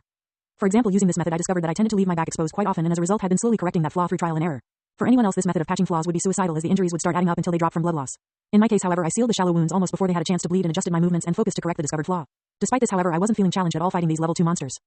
It was all because of my flames. No matter how much pressure these level 2 monsters put on me with their numbers, I knew that if it ever became too much, I had something I could use to trivialize the fight. It would be oh so easy to just send the flames out and sit back while they did all the work because of their nature. I knew, however, that this was a flaw in and of itself, as if I relied on my flames to handle all my issues, what would happen when I couldn't for whatever reason? The answer was simple and clear as day: I'd die. If I relied on my flames to handle all my enemies, then I'd just be leaving myself vulnerable in the case they didn't work. Understanding this, I relegated my flames to a last resort or something I used when I didn't want to waste time fighting something or someone. This caused me no small amount of suffering, but that was where the Falna and cursed energy excelled the most, so my gains outweighed the cost. Perhaps my stats weren't growing rapidly, but my skill in combat was improving by leaps and bounds. I had even started being able to react to the way the monsters moved to attack and counter before they finished or even interrupt them sometimes. There were patterns in how they moved, and after fully immersing myself in the battles I started to recognize these patterns and react preemptively. It was pretty clear to me, however, that no level 2 should attempt to learn this trick of mine. The speed between the action of the monster, your brain recognizing what's happening and you moving to react to that recognition was so tight that it created an ungodly amount of fucking strain on me. It was an advanced concept that probably only became really viable at higher levels, maybe 4 or beyond. Despite figuring this out, I still tried to master this new way of fighting because I also knew that the found that tended to reward effort with the harder something was the better the reward for putting in the effort. So while this way of fighting was more suited for a higher level adventurer, it was still possible to pull off at my level in exchange for a sharp increase in difficulty. Are you sure that you need to go so far? Hestia asked worriedly when I came home once again covered in my own blood with more new scars adorning my skin. Believe me, I wish I didn't, but if I am to grow the fastest only by going to such lengths, is it possible? I said, feeling mentally drained. And what about these scars? Why do you insist on keeping them when all they do is remind you of pain? She asked unhappily while tracing my newest scars with her fingertip. I'll remove them when I remove the flaw in my combat style that created them in the first place. Think of them like progress markers rather than reminders of pain. Each one I take away means I come just that little bit closer to my goal. And when the day eventually comes that my skin holds no scars, you'll know all this pain and effort was worth it. I said with a smile as I imagined that future. I worry, you know, that you'll go too far and never come back. That one day you'll lose something you can't just fix with that power of yours. She said softly, and I just pat her on the top of the head. I'm harder to kill than a cockroach, so don't you worry your pretty little head about it. I might come home a little worse for wear, but make no mistake, I will always come home. I said confidently. After that short but heartfelt chat, it was time to work on my commission that was taking a while due to how energy intensive it was. I had already fused all the crystal together and removed all the impurity from it, leaving it as pure shiny crystal. I activated my technique and began to shape this massive crystal into a very vague lioness body if the lioness was laying down. The neck and chest area, however, was left raw and unformed since those were going to be turned into the woman's torso. Despite this, however, I was burning through cursed energy at an alarming rate simply due to the sheer size of the material and how much it was resisting transformation. Yes, my technique could be resisted, though if I paid enough energy I could overcome that resistance. At least that was the case for non-alive things like metals and crystals such as this. Transforming a living material like a monster's anatomy cost an excessive amount of cursed energy, as their resistance was way more intense, and in level 2 monsters I even risked mine 0 from the sheer amount of resistance I felt. Thanks to this I was able to understand or at least theorize how my technique would improve as I grew stronger. Right now my techniques was barely strong enough to work on dead level 4 materials or alive level 2 materials, and by growing stronger this limit would also increase. In theory my technique might even be able to overcome the dungeon's resistance by the time I hit level 7 or 8. Anyway, this dungeon crystal was a dead material at around level 2 or 3 judging from the resistance I felt from it, which meant I spent a very large amount of energy just shaping the general form of the crystal statue. Ptah was already aware that this was not a project that could be done in a short amount of time and was fine waiting a month or so for me to finish it. I had already decided that I wouldn't update my fauna again until I finished this statue, or something happened that forced me to need a power up for some reason. The reason for this was simply that only at that point would I see any decent growth in my stats. There was just something about my numbers jumping forward that was highly satisfying. Danmachi-Hell's Forge. Published by web novel. Alexander Drake died and got reincarnated by R.O.B. in the world of Danmachi with a gift in the form of Hell's Forge in exchange for his memories of that world. He will go on to become an adventurer in the dungeon city of Orario from there. Routine. Thanks to this I started getting into a routine over the next month of waking up early, stopping by the hostess, delving to floor 15 or 16, spending a good 6 or 7 hours getting knocked around and killing any and all monsters that want to come at me. Then I turn in the excess materials or stones I had to the guild to keep up appearances, head over to the hostess again to eat dinner, head to the blue pharmacy to restock on potions and turn in my empty vials, and finally head back to the church to spend the rest of the night working on the statue until bedtime. It was a very rinse and repeat process, but that was sort of the way this worked for most adventurers in truth. Contrary to what it may seem, this life was actually very simple most days and rarely worth mentioning. Belle was having a less simple time of things over the last month, however, and I even had to step in at one point because things were escalating when they really didn't need to. As it turned out, those people from the Soma Familia that fucked around and found out kicked the proverbial hornet's nest when they went missing. Aggression between our familia started blooming, but the Soma Familia couldn't declare a war game even if they really wanted to. Reason being, Soma didn't give enough of a shit anymore to actually declare one. The god was never seen in Donatus meetings and was for the most part removed from this situation entirely. His whole familia was basically acting solely under the orders of his captain, and a mortal could only do so much based on the laws of this world. Hestia, however, wasn't the sort of person to put forth a war game unless the other side was a really big issue, and the Soma Familia was not. They were rich, sure, but they weren't strong by any means, with most of their members being level 2 and the captain himself only being a low-level free min-leveler. For reference, a min-leveler is someone who gets a single stat to the minimum needed to level up, B rank, before they level up. After reaching level 3, the guy pretty much stopped adventuring and focused on lording over the Soma Familia, and as such was only at the start of level 3. Even worse was that the guy had this habit of making anyone getting close to level 3 in the Familia vanish to protect his spot as top dog. Yeah, real nasty piece of work, that one, but hardly a threat to even Belle, so I left the matter alone until the guy started hiring mercenary-type adventurers to come after Belle. Don't get me wrong, it was the right move on the guy's part once he figured out no one in his Familia could handle Belle or me. That said, the Soma Familia's wealth was a very dangerous factor when applied to mercenary-type adventurers. The wine they sold went for hundreds of thousands to up to a couple million valis a gallon jar depending on quality, and they had been selling hundreds of jars a month for years now. Naturally, this meant that the amount of money they can throw at mercenaries allows them to hire the dangerously powerful ones sitting at level 4 and 5 without sweating. So far the Soma captain had only had level 3s harassing Belle, but the precedent was there for him to get someone higher involved, and so I stepped in. My solution was simply to have Hestia march into the Soma Familia's headquarters with Lily and Belle in tow before forcing Soma to settle this matter personally. This was where things took a turn for the worst as far as the captain of the Familia went, as Soma gave the Palom girl a test. She had to drink a cup of undiluted divine wine, and while under its effects choose to forsake more wine to join our Familia. The captain thought she'd fail and choose more wine, but to his horror the girl chose to leave the Soma Familia to join ours. The reason this was to his horror was because this single seemingly simple act of not losing herself to the wine woke the wine god from his stupor. He regained his spark of passion and all but begged Lily to stay, as he finally found a mortal who could enjoy his wine without losing themselves. She ended up joining us anyways, while the god stripped the captain of his fauna for his transgressions before taking control of the Familia again. And that, as they say, was that as far as that whole fiasco was concerned, and we even got allied to the Soma Familia as a bonus. Beyond that, it was business as usual in the Hestia Familia, with Belle and I both delving most days and if not working on improving some other facet of our abilities. In my case, creating this statue was proving to be a worthy challenge in and of itself, as I needed to be hyper aware of each and every minute detail to deliver my standard quality for my creations. I'm talking fur density, fur patterning, fur texture, fur length, skin texturing, veins, arteries, capillaries, muscle definition, cloth texture, realism, expression, the whole shebang. I went all out on this statue, and towards the end of the month you could tell, as if it wasn't obviously made of crystal, the statue looked moments away from standing up and walking around. I thought about shading the entire thing in the colors the creature would actually have, but I decided against it due to the fact that it would ruin the natural beauty of the crystal. Finally, a scant 3 days before the end of the month, I completed the statue and finally allowed Hestia, Belle and Lily to take in its radiant splendor. As I discovered over the last month, I really didn't like people seeing my unfinished work and had been keeping everyone at bay until it was done. It's so pretty, Hestia said with big bright eyes when she finally saw my creation.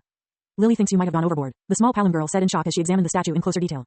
Maybe we can have one for our Familia too. How about a Minotaur, since we both used one to level up? Belle suggested excitedly. Vetoed. Nope, absolutely not. I have been getting knocked around by those stakes for the past month and I'll eat my shoes before creating a life-sized statue of one that'll stick around for longer than a day or two. I shot down that idea immediately. Danmachi-Hell's Forge. Published by web novel.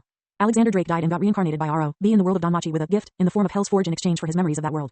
He will go on to become an adventurer in the dungeon city of Orario from there. Art. That reminds me, now that you've completed this statue, are you going to update your Fallon now? Hestia asked curiously. I actually have one last thing to do before I do that, and if it works I'll have a nice surprise waiting when I update. I said with a grin. Something tells me I don't want to know what you have planned, so I'm not gonna ask. She said dryly. Your loss, I guess. Now who wants to go with me to find Ptah tomorrow? I asked with a smile. Nobody wanted to come, much to my disappointment, so I could only shrug and lock up for the night. The next morning I woke up, pried my goddess off me and headed to the bathroom to get dressed. I wasn't going to be delving today though, as I needed to have Ptah come collect his statue and pay for it. I also had other plans that hopefully panned out, as it would prove very useful later when the size of the monster rexes and floors in the dungeon start getting very, very large. I'll explain more on that later when I get to working on it. Leaving the church I headed over to the spot I knew that I'd be more than likely to find the art god in, the artist hut. A not so accurate name, as it was by no means a hut but rather a large gallery that was collectively run by Ptah, Braggy and Calliope, who were all gods with a domain related to either creativity or art in some form. It was a huge marble building that they used to show off any art they found in the city that caught their eyes. It also was open to the public for a small fee of 300 valis, and after being open for a few years had paid for itself practically and was all profit after that. I paid the fee to enter the place and was not surprised to find that there was a small area that had no less than 20 of my figurines set behind a glass display case. My work was not the only art here though, far from it in fact, as there were paintings, sheets of music and even weapons and armor that were decorative in nature rather than functional. I found Ptah in the area with the sheet music humming a tune that I was fairly certain was the music on the sheet with a smile. Good morning, I said politely, and he turned to look at me in surprise. Ah, Mr. Drake, how wonderful to see you. Are you by chance here to peruse the rest of the fine art my compatriots and I discovered? He asked with a happy smile. Can't say I won't in the future, but today I am here for your commission, it's finished. I said with a smile of my own. His face lit up in excitement. Marvelous. Come, I simply must see what masterpiece you've prepared for me post-haste, he said, eagerly trying to drag me out the gallery. Now there's an expression I recognize. Commissioned some over-the-top piece yet again and learned it's finished? A deep voice asked humorously. Turning to look, I saw a muscular god with long brown hair and a thick beard walking towards us. You know me well, Braggy. I commissioned Mr. Drake here to create a life-sized sphinx statue out of dungeon crystal, and he's just informed me of its completion. Would you care to join me in taking a look? Ptah offered, clearly on good terms with this god. Drake, as in the creator of the bone statues? Braggy asked, surprised. One and the same old friend, Ptah said with a nod. Braggy, god of poetry and the arts. Your works with bone have been quite a popular topic for a while now. Braggy said, holding out a hand with a smile. I shook the hand and was surprised by the strength in the grip. Alexander Drake, nice to meet you. I said honestly. Now that we have gotten introductions out of the way, will you be joining me in seeing the work I commissioned? Ptah asked, still friendly but rather impatient. Braggy chuckled, always so filled with energy, old friend. I have no prior appointments to attend, so if you'd have me I'd love to witness this spectacle. The god said with a smile. Wonderful, come and see, Ptah said, leading me eagerly. Before we get there I should warn both of you not to try and open the door if you value your fingers. I said seriously on the way. That's an unusual warning, some sort of reason behind it? Braggy asked curiously. The locking mechanism is designed to unlock only when its registered users place their finger in it. If anyone else tries, the door will devour the offending finger. The best part about it is that it's impossible to pick your way in thanks to this. I said with a proud smile. Such an inventive idea. I imagine it must have taken you quite the amount of valis to commission? Ptah asked curiously. Not at all, I was the one who created it after all. I said honestly. Truly a man of many talents it seems, Mr. Drake. Perhaps I might commission a piece of yours myself should I have one for such a thing. Braggy said, impressed. We idly chatted about my bone figures and what other things I did. They were both surprised to find that I made weapons and armors as well as magic items beyond just the non-magical items like paper I created. Eventually we got to the church and Hestia waved at us as I led the two gods over to my building. Oh, now there's something you don't see every day. Is this entire building made of bone? Ptah asked in amazement as he ran his finger over the outer walls. Good eye, I colored and textured the whole thing to look like stone, but you still figured out that it was made of bone. I said, genuinely impressed that he figured it out at a glance, but that's a god of art for you, I guess. I led the way over to the large metal door and unlocked it with my finger while the two gods watched in interest as the bolts holding it firmly shut all retracted into the door like a vault before the door smoothly swung open. Stunning, simply breathtaking. Look how the light seems to make the whole thing shine like diamond, and yet this detail and precision makes it seem like it will start moving at any moment. You've outdone yourself, Mr. Drake. I could not be happier. Ptah said with the eagerness of a child set loose in a candy store with no restrictions. The final step. Published by web novel. Danmachi-Hell's Forge. Alexander Drake died and got reincarnated by R.O.B. in the world of Danmachi with a gift in the form of Hell's Forge in exchange for his memories of that world. He will go on to become an adventurer in the dungeon city of Orario from there. I'm glad you like it. Now we just have to figure out how to get it to your manor. Don't get me wrong, it's definitely not fragile or anything, but it is rather large and heavy. I said honestly. That is simple really. I'll just hire some adventurers to haul it back to my manor. If all goes well, it will be in place by sunset. Ptah said, unbothered by my concerns. I suppose I shouldn't have expected anything different from him, really, as clearly he couldn't care less about shelling out large amounts of money for art. He had quite a lot of money anyways, as his familia was well known and requested for their artistic works that brought in loads of money for them. They were a business-type familia and as a result didn't really have any members who delved and fought monsters regularly. After that the two gods left and Ptah came back with a team of adventurers hired to move the statue just like he said. I almost felt bad for them really, as the statue was refined dungeon crystal and weighed an easy 18 tons. The group of 20 men were all between level 2 and 3 with high strength builds, and even then they barely managed to load the statue onto the massive cart they brought for it. Ptah handed over the other half of the payment for the statue and I told him I'd like a break to recharge before doing another commission like this. It was funny to see his face as he was clearly about to ask for that very thing, but I really was burned out a bit from this statue. There was something about the sheer scale that I was working with that stressed me out. I knew what it was too, my desire for perfection in what I made. I stressed about missing some small detail or having something out of place because of the size. For some reason I didn't mind imperfection in my curse tools, but when it came to stuff like my figurines or this statue I didn't want to settle for less than my absolute best. In hindsight that might actually be why they were so popular. All people want perfection in some form, we crave it without knowing in most cases. So when presented with an example that approached that concept, our brains immediately want to impulsively and irrationally possess it. Thanks to this, my figurines that pressed that button were things that you couldn't help but impulsively buy. I from this understanding also figured out why I didn't mind imperfections in my curse tools. I knew I couldn't obtain it. That was the nature of curse tools and energy. There was always a downside, a flaw. True perfection was an impossible concept to achieve with the stuff, and I, knowing this, didn't agonize over failing to attain it. It was expected instead, embraced if you will. This related in fact to the thing I wanted to achieve before I updated my fauna again. I wanted to push my limit from 4 properties in an object at full strength to 5. Now that might sound easy, but it very much was not. In truth, that was a whole 25% increase, which I felt in my gut was something I needed to hit before I updated. Why I felt this need I have no idea, but my gut hasn't led me wrong since I got to this world, so I was going to fucking listen. This of course led me to sitting in my now empty workshop staring at a goblin tooth dagger blankly. I've got no fucking clue where to start. I mentally complained. I was stuck. Once I figured out how to make curse tools, originally the process was pretty instinctual, but now I actually had to figure out how to improve in it rather than just messing with the standard settings. That's all I had really done until now. Follow the rules I discovered to achieve a predictable result. I hadn't actually tried to go beyond those rules and something told me that was the problem here. Even my experiments with spatial curse tools was done by following the rules I knew but tweaking the technique I was imbuing as well as the restrictions within those rules. Now however it was clear that I needed to go beyond the rules to achieve a consistent increase in properties on all my future projects. I tried to brute force it at first thinking that was the solution, but it became clear that that wasn't the strat when I started hemorrhaging cursed energy, which was quite unpleasant, let me tell you. You ever get like a really bad cut or nosebleed and feel the blood leaving your body? It felt like that. Yeah, I immediately shut that shit down real fast. Well, if brute force was off the table, that just left finesse, and I will admit that wasn't exactly my strong suit. I like my freedom to just do things as I wanted. Probably my less than sound mental thought process's fault for that one, but it was either go a little insane or break entirely on Earth. Sanity didn't really work out all that well there after everything started to look hopeless. Working till your body was on the verge of collapse just to be able to barely survive and having no hope of ever retiring tends to break one's will to live. From there the insanity rears its head and you end up eccentric, suicidal or murderous. I ended up seeking escape in anime and other media, which in turn made me eccentric. Sorry about that, I'm getting off topic here. The point I was making was that I was having trouble with this improvement that was probably actually easy. I tried chaining properties together, but all that ended up doing is fusing them together into a more powerful property with both the effects but the same cost. Obviously this was a great discovery in and of itself, but it wasn't what I was after. To be honest, I probably should have figured that out a lot sooner, but to be fair, I am sort of winging it. The Jujutsu Kaisen manga was not super detailed on the how of things like this so much as the what they did. I was pretty much working off of snippets of incomplete information and crossed fingers to figure shit out. My third attempt at adding 5 properties to a weapon made me want to bang my head on the wall when it worked. Remember when I said it was probably so simple thing I should have easily figured out? I was on the fucking money because my third attempt was to structure the properties in a pentagram mentally. Not because pentagrams have any actual power or anything, but because I was all like, well, what if I put the properties in a geometric shape? And then tried it and lo and fucking behold it worked. The answer was so damn simple that I had to actively control myself from lashing out in anger when I figured it out. Danmachi-Hell's Forge. Published by web novel. Alexander Drake died and got reincarnated by R.O.B. in the world of Danmachi with a gift in the form of Hell's Forge in exchange for his memories of that world. He will go on to become an adventurer in the dungeon city of Orario from there. Update. Like I'm not stupid or anything, but this was one of those moments when I shouldn't have been trying to complicate the matter but rather simplify it instead. I honestly couldn't be blamed either, as due to my having to reverse engineer literally everything about cursed tool crafting I was bound to at some point miss a facet that was considered basic like this. As far as I know I had missed a bunch of them already that if I had known would have made my life a bazillion times easier. To add insult to injury here I found that 5 properties weren't the limit to this new structured imbuing I figured out, but rather 6 was. Yes, a fucking hexagram was the structure I could use to keep all the properties at standard strength. Oddly however a heptagram and octagram didn't work, or my limit would have raised to 8 properties and that would have pissed me off to no end.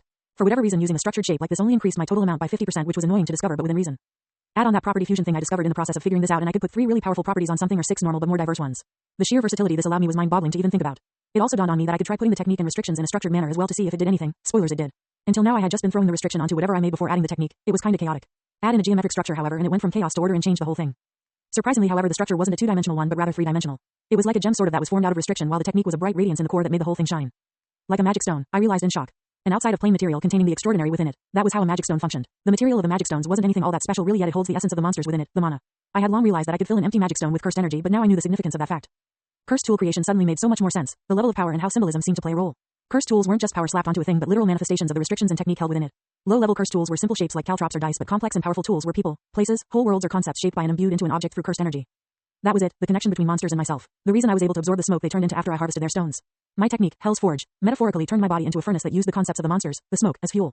That was why I felt the monsters in the dungeon reminded me of cursed spirits. They were very similar in principle.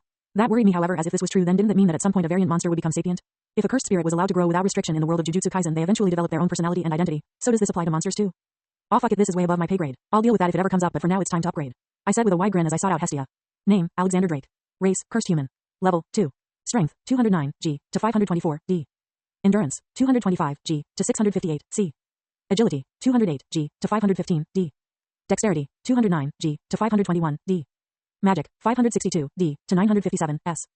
Spells, Hell's Forge, innate technique, can use anything from a living being and reshape or refine it per one's will.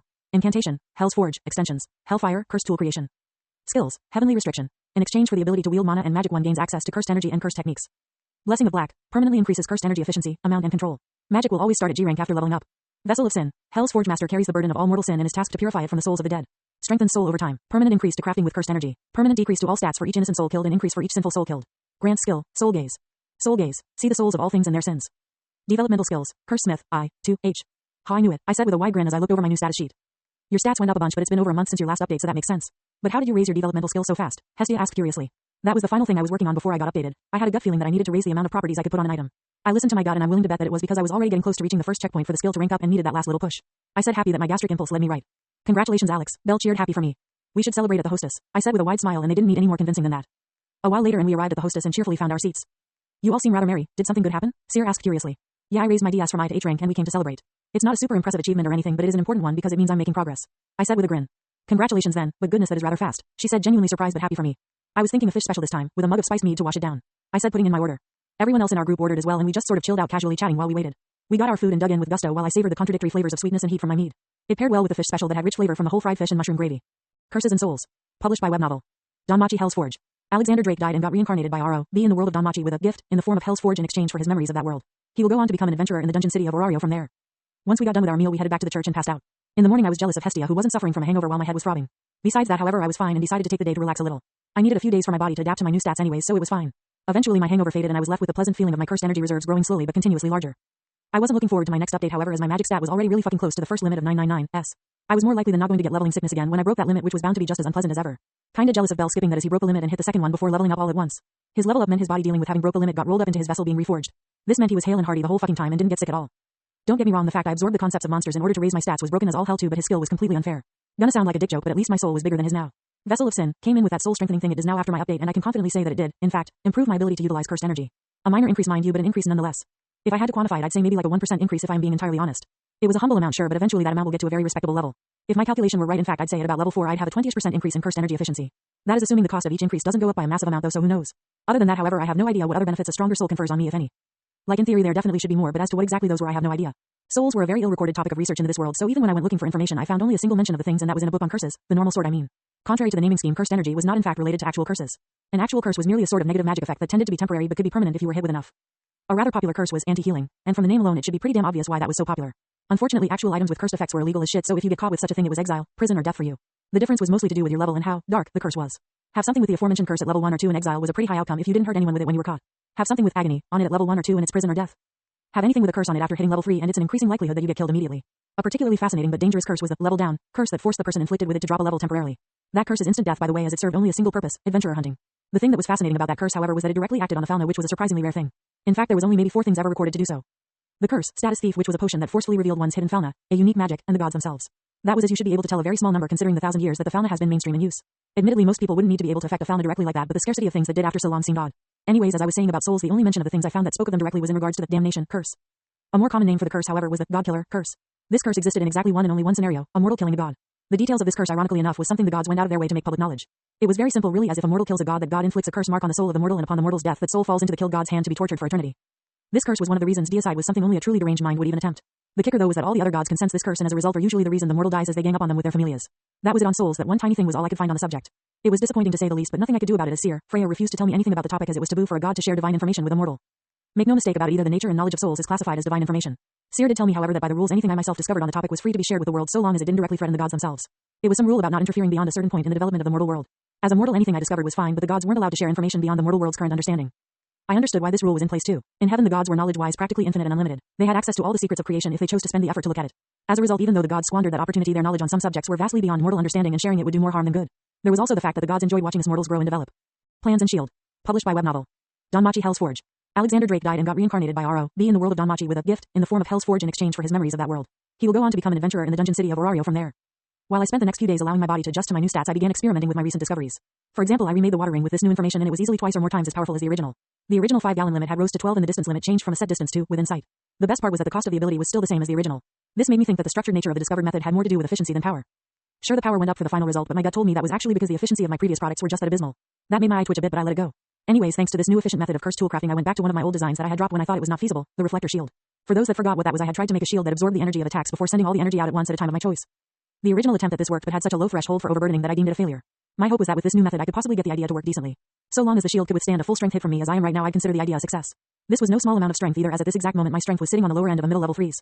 My update had pushed me firmly past the level of a level 2 and into the realm of a level 3 before taking it a step further. By my calculations, I'd be about as strong as a new level 4 when I was finally ready to level up to 3. Such exceptionalism came with a massive downside, however, in that my requirements to level up are now probably as high as a level 3's to hit level 4. It will only get worse the higher I get, unfortunately, but it was a price I was willing to pay for a shot at godhood. Anyways, if I could get a shield to be able to absorb a full strength strike from me, then it meant I could in theory return that exact same amount of power at a target anytime I wanted, which would definitely come in handy. I wouldn't need to wait for an opening anymore to counterattack. I could make one instead. Before any of that though, I had to succeed in creating the thing first. For materials, I was honestly rather spoiled for choice thanks to my metal detector and the drops I had hoarded over the last month. Obviously, it was only stuff from floor 1 to 16, so at most level 2 materials, but there was a good selection of monsters I had harvested parts from. In the end, I went with some minotaur horns and almirage hide that had a cross-shaped plate of mithril across the face like a big plus. Naturally, I first refined and shaped the horns into a standard circular buckler that either fused the almirage hide to the back of the straps and padding. Finally, I fused the mithril onto the center of the shield's face. The final result was pretty plain looking, but was a deceptively sturdy shield that would likely even survive without issue under an assault by myself. That wasn't what I was after, however, as I wanted that reflective technique, or the shield would just be a normal shield for me. Don't get me wrong, I was fully intending on adding a shield to my fighting style because I really needed a way to defend against magic or ranged attacks. But I didn't want that shield to just be a tough but otherwise ordinary piece of equipment. I had plans for my eventual loadout that would make me a nightmare to fight against for literally everyone. You want to talk about matchup? Imagine having to fight against someone in a full kit that was purposefully designed to counter every environment, type of attack, and that was next to impossible to damage. That was what I had in mind for my loadout in the future, and the best part was that it was totally possible if I decked myself out in special grade cursed tools. For now though, I needed to work on this shield. For the restriction, I started with the standard issue sword like, this will never be alive, and this can only be used by Alexander Drake. The rest after that were more technique specific restrictions that were supposed to make sure the technique I imbued at the end functioned exactly how I said and only how I said, none of that backlash shit. Once this hollow gem cage was formed out of restrictions, I began to pour in the technique I wanted, which filled the hollowness of the cage. With this done, I imbued the cage gem structure into the center of the shield. The shield shuddered for a moment as the curse technique and restrictions settled in its new vessel. The center of the plus swirled and formed a symbol, but that was the only change the shield underwent. So far so good, now to test the limit, I thought calmly as I set the shield down and grabbed my weapon from nearby. I lifted it high and breathed out as I smashed down with my full power. Boom. The sound of the collision reverberated through the air, walls and floor of the workshop as the shield didn't move at all but developed cracks across its form. It couldn't handle that amount of power but wasn't far from being able to, so perhaps it's possible with some tweaking. I thought while examining the shield closely. There were about a dozen hairline cracks on the shield that ruined its structural integrity, but the shape held and was otherwise undamaged, which meant that it had been a fairly close thing.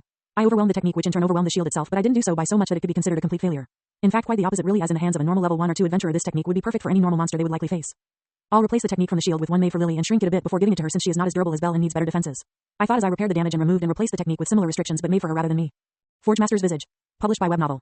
Danmachi-Hell's Forge. Alexander Drake died and got reincarnated by R.O.B. in the world of Danmachi with a gift in the form of Hell's Forge in exchange for his memories of that world. He will go on to become an adventurer in the dungeon city of Orario from there. Thanks to this experiment, I knew that I was still not quite ready to make the shield the way I wanted and move on to a piece of equipment I had been neglecting but probably shouldn't, headwear. Admittedly, my head was my single most vulnerable place on my body as it was the only place that I had zero chance of surviving if damaged.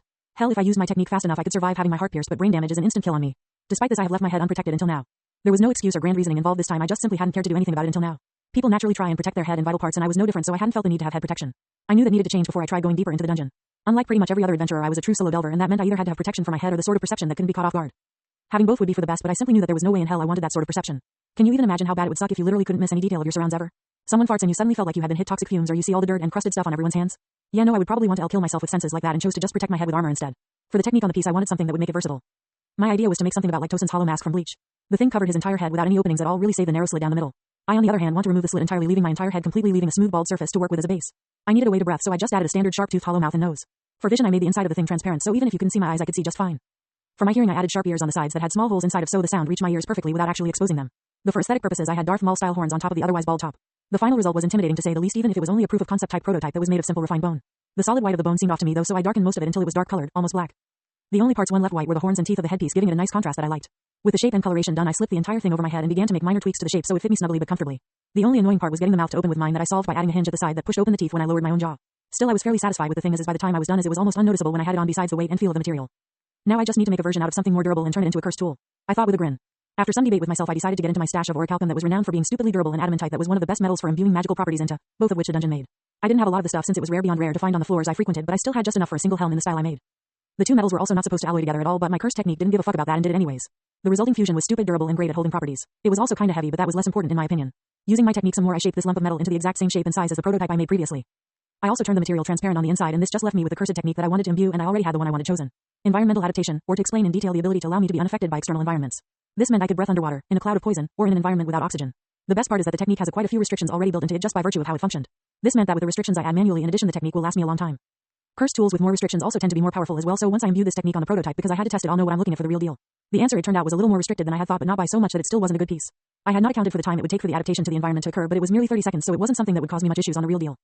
The final touches, of course, were the changes of the metal's coloration to match the prototype more or less, though the shininess remained, which I was fine with. I dubbed thee Forge Master's Visage. May you serve me well in the times to come, I said dramatically before laughing at my own antics. With that done, I was pretty much set to go back into the dungeon tomorrow. The look on Lily's face when I handed her the shield I made prior was hysterical. She looked at me like I was insane for just handing such a valuable item over so casually. That was until I told her that I was the one who made it, at which point she looked more amazed at me than anything else. By this point she knew I made statues and figurines and stuff like that, but she hadn't been let in on my actual crafting side of things, mostly cause I forgot to. Sunny Problems. Published by web novel. Danmachi-Hell's Forge. Alexander Drake died and got reincarnated by R.O.B. in the world of Danmachi with a gift in the form of Hell's Forge in exchange for his memories of that world. He will go on to become an adventurer in the dungeon city of Orario from there. I kept my new helmet mask in my bag and only put it on when I was already in the dungeon after the first day wearing it in public led to me almost dying. See, I had it on and was about to make my way to the hostess when Tiona showed up and mistook me for a monster. She broke like 8 ribs with a single dropkick that hit me before I could even react. She felt really bad afterwards, but I didn't blame her too much considering it was rather monstrous looking. That said, I somehow got suckered into training with her for a month after that when Hestia brought it up when Tiona asked what she could do to make it up to me. Said training was in fact more surviving her onslaught than actually getting taught anything. I mean, it was great for my predictive countering thing I was working on with the Minotaurs, but was brutal in every other way. That woman didn't know the meaning of the words holding back, as I lost count of the amount of times she broke a bone, almost killed me or sent me over the side of the wall. That last one was my least pleasant experience. We trained for an hour on top of the wall just before sunrise, and the first few times the chick literally kicked me off the wall on accident. She seemed happy that I survived the falls each time and praised me for how tough my body was. Fun fact, by the way, you have to be at least level 3 with high endurance to survive falling at terminal velocity. Something I learned from Tiona after she asked how I pulled it off. I refused to tell her that I was about equal to a new level 3 stat-wise, not that she cared all that much. I will admit that I couldn't really stay mad at her for all the near-fatal injuries or close calls when I knew that she was simply not all that cut out to train others. She was savage for lack of a better word. Not feral exactly, but she fought like a predator more than a person, and she wasn't very good at controlling her strength as a result. She tried, but if I did something that caught her off guard or got too close to her with an attack, she'd momentarily stop limiting herself, and I was not able to handle that level of power no matter how brief. She was level 6 and my body was barely at level 3, so obviously I broke more bones than I was comfortable with over the next month, but at least I wasn't the only person having a rough time of it in the Familia. I have no clue how he keeps accomplishing it, but Belle had somehow managed to pick a fight with the Apollo Familia. According to him and his teammates Lily and Welf, a red-haired blacksmith oddly enough, they went to get some dinner after a day's delving and got into a brawl with members of the Apollo Familia. Belle got beaten like a dog by the level 3 captain of the Familia who held the nickname, Phoebus Apollo, and was almost seriously injured had the werewolf of the Loki Familia bet Logan not called the fight to an end. Unlike the whole thing that happened with the Soma Familia, the Apollo Familia didn't try to involve me at first. No, they involved the entire Hestia Familia when they set the church on fire. It went out fairly fast thankfully since all the wood was refined and thus didn't burn very well, but I was pissed. I didn't even bother hiding it either as I found some Apollo members bragging about it in a bar and proceeded to break both their legs and both their arms. The guild fined me heavily for disturbing the peace, and I paid it with a fucking smile on my face. That was where things got particularly suspicious however as we got invited to the ball Apollo was hosting. To be more specific, Hestia got invited and she was allowed to bring her captain with her as per protocol. He's probably going to challenge us to a war game, I said casually on the way to the manor of the Apollo Familia. And whose fault is that after you went and did such a thing to his child? Hestia said with a nervous look. They started it. Besides you know how powerful I am so even if we are outnumbered by so much I can handle it. The penalties from killing the ones with innocent souls is gonna suck though. I said unbothered by the almost guaranteed war game. If and I mean it, if we get challenged to a war game what conditions do you think I should put forth? She asked seriously. Well first off try and make it a siege or duels if you can though we may need to go to Apollo to accomplish that. Second we want everything his familia has while he gets exiled from Orario. The manor and assets we can sell for money since we have the church but the weapons and treasures are what will really pay dividends. I can use the materials for most of them myself and we can sell back the rest to the members of the familia afterwards in exchange for favors or even recruitment. I explained calmly. Recruitment? Hestia asked confused. Perhaps you haven't noticed it but Belle and I are growing very fast. Problem is 2 powerful people does not a powerful familia make. We need numbers if we are to grow to match and one day surpass the likes of Freya and Loki. I said slightly dramatically. You, makes sense. Don't know if I trust you not to lead others into being weirdos though. She said while giving me an odd look. Why I would never. I thought I had done a fabulous job with Belle. He only causes trouble periodically after all. I said offended. This is literally the second familia he's gotten into a fight with in as many months. She pointed out. Bah, that's just statistics. I'm sure he'll not make trouble again for at least a month after this whole thing finishes up. I said waving it off. That's not reassuring at all. She said hitting me angrily but I just grinned. You say that but I'm having a great time over here. After all what's life without a little excitement thrown in every now and again? I asked with a wide smile and a laugh. You're insane, she said angrily. Are you just now figuring that out? Tisk tisk you really should pay more attention. I teased and she just got angrier. It was a good time. Danmachi-Hell's Forge. Published by web novel. Alexander Drake died and got reincarnated by Aro, B in the world of Danmachi with a gift in the form of Hell's Forge in exchange for his memories of that world. He will go on to become an adventurer in the dungeon city of Orario from there. Balin. We made it to the gate of the Apollo Familia Manor and the guards there merely glared at us but let us in without a fuss. There were already dozens of gods and captains in the ballroom just chatting and socializing when we walked in. Hestia and I got strange looks from the others gods and captains since it was public knowledge at this point that we were in conflict with the Apollo Familia. Anyone with half a brainstem could tell that this little get-together was going to get entertaining at some point. We split up with Hestia heading to the food table and me just loitering out in the open. Belle seems to get you all in the most trouble, first with Soma and now Apollo. At this rate he'll end up annoying the Freya or Loki familias. A male voice with an accent said and I looked over to see Miyach and Naza approaching in a suit and dress respectively. You know she said something similar on the way here but I just don't see what the issue is. So far we could handle everyone he's picked a fight with and I can't imagine he'll change so why not enjoy the ride? I said with a smile. Still as mad as ever I see. A female voice spoke up and I saw Loki and Finn, her captain, walk up. Sanity's overrated but I suspect you know that already. Now where are my manners Alexander Drake? I said with a grin. Finn Daimai and of course my goddess Loki. The small blonde Palin man said with a friendly smile. Tiona's been saying some rather interesting things about you. You don't look like much though. The red-headed tomboy goddess said with a curious look while looking me over. I might not be the most outstanding person but I promise my performance is anything but. I said with a grin and a wink. Ha, you and me'll get along just fine boya. I prefer the fairer sex though. She said with a smile. I shrugged, a shame, you were just my type. I said unbothered by the rejection. How'd someone like you end up with the lily cow anyways? You don't seem the sort to get along. Loki asked curiously. Oh I'm not a scoundrel horn dog or anything like that you just struck me as the sort of woman to enjoy a no strings attached turn in the sheets is all. Other than that I wanted freedom when I went looking for my familia and she offered it, the rest as they say is history. I said. Why not apply to our familia then? We offer our members a lot of personal freedom. Finn asked clearly curious what I'd say. I had thought of it but you guys are well known for your teams and I didn't think I'd work all that well with others. I was right too as my magic is very friendly fire prone when fully unleashed. I said summoning a small black flame above my hand. Some sort of intuition then? It's rare but not unheard of for a non-adventurer to have a feeling about stuff like that. Would also explain what Tiona's been saying about how you seem to predict her moves before she does them. He said with a thoughtful look. I didn't feel like correcting him either as in this case the misunderstanding was in my favor. Loki wandered off at some point and he had to go after her since she apparently caused trouble otherwise. Miyach and Naza had also slipped away while I was talking with Loki and Finn so I was alone again though not for long. A dark shadow fell over me and I turned to look behind me only to find Otter staring down at me. Damn son, you's tall as hell. You got some sort of special diet or is this all natural? I asked unbothered by him looming over me. Natural, you are unusual, he said with a straight face. Oh, how so? I asked surprised by his answer. Few level 6s are willing to meet my gaze and yet you appear unaffected, it is strange. He said bluntly.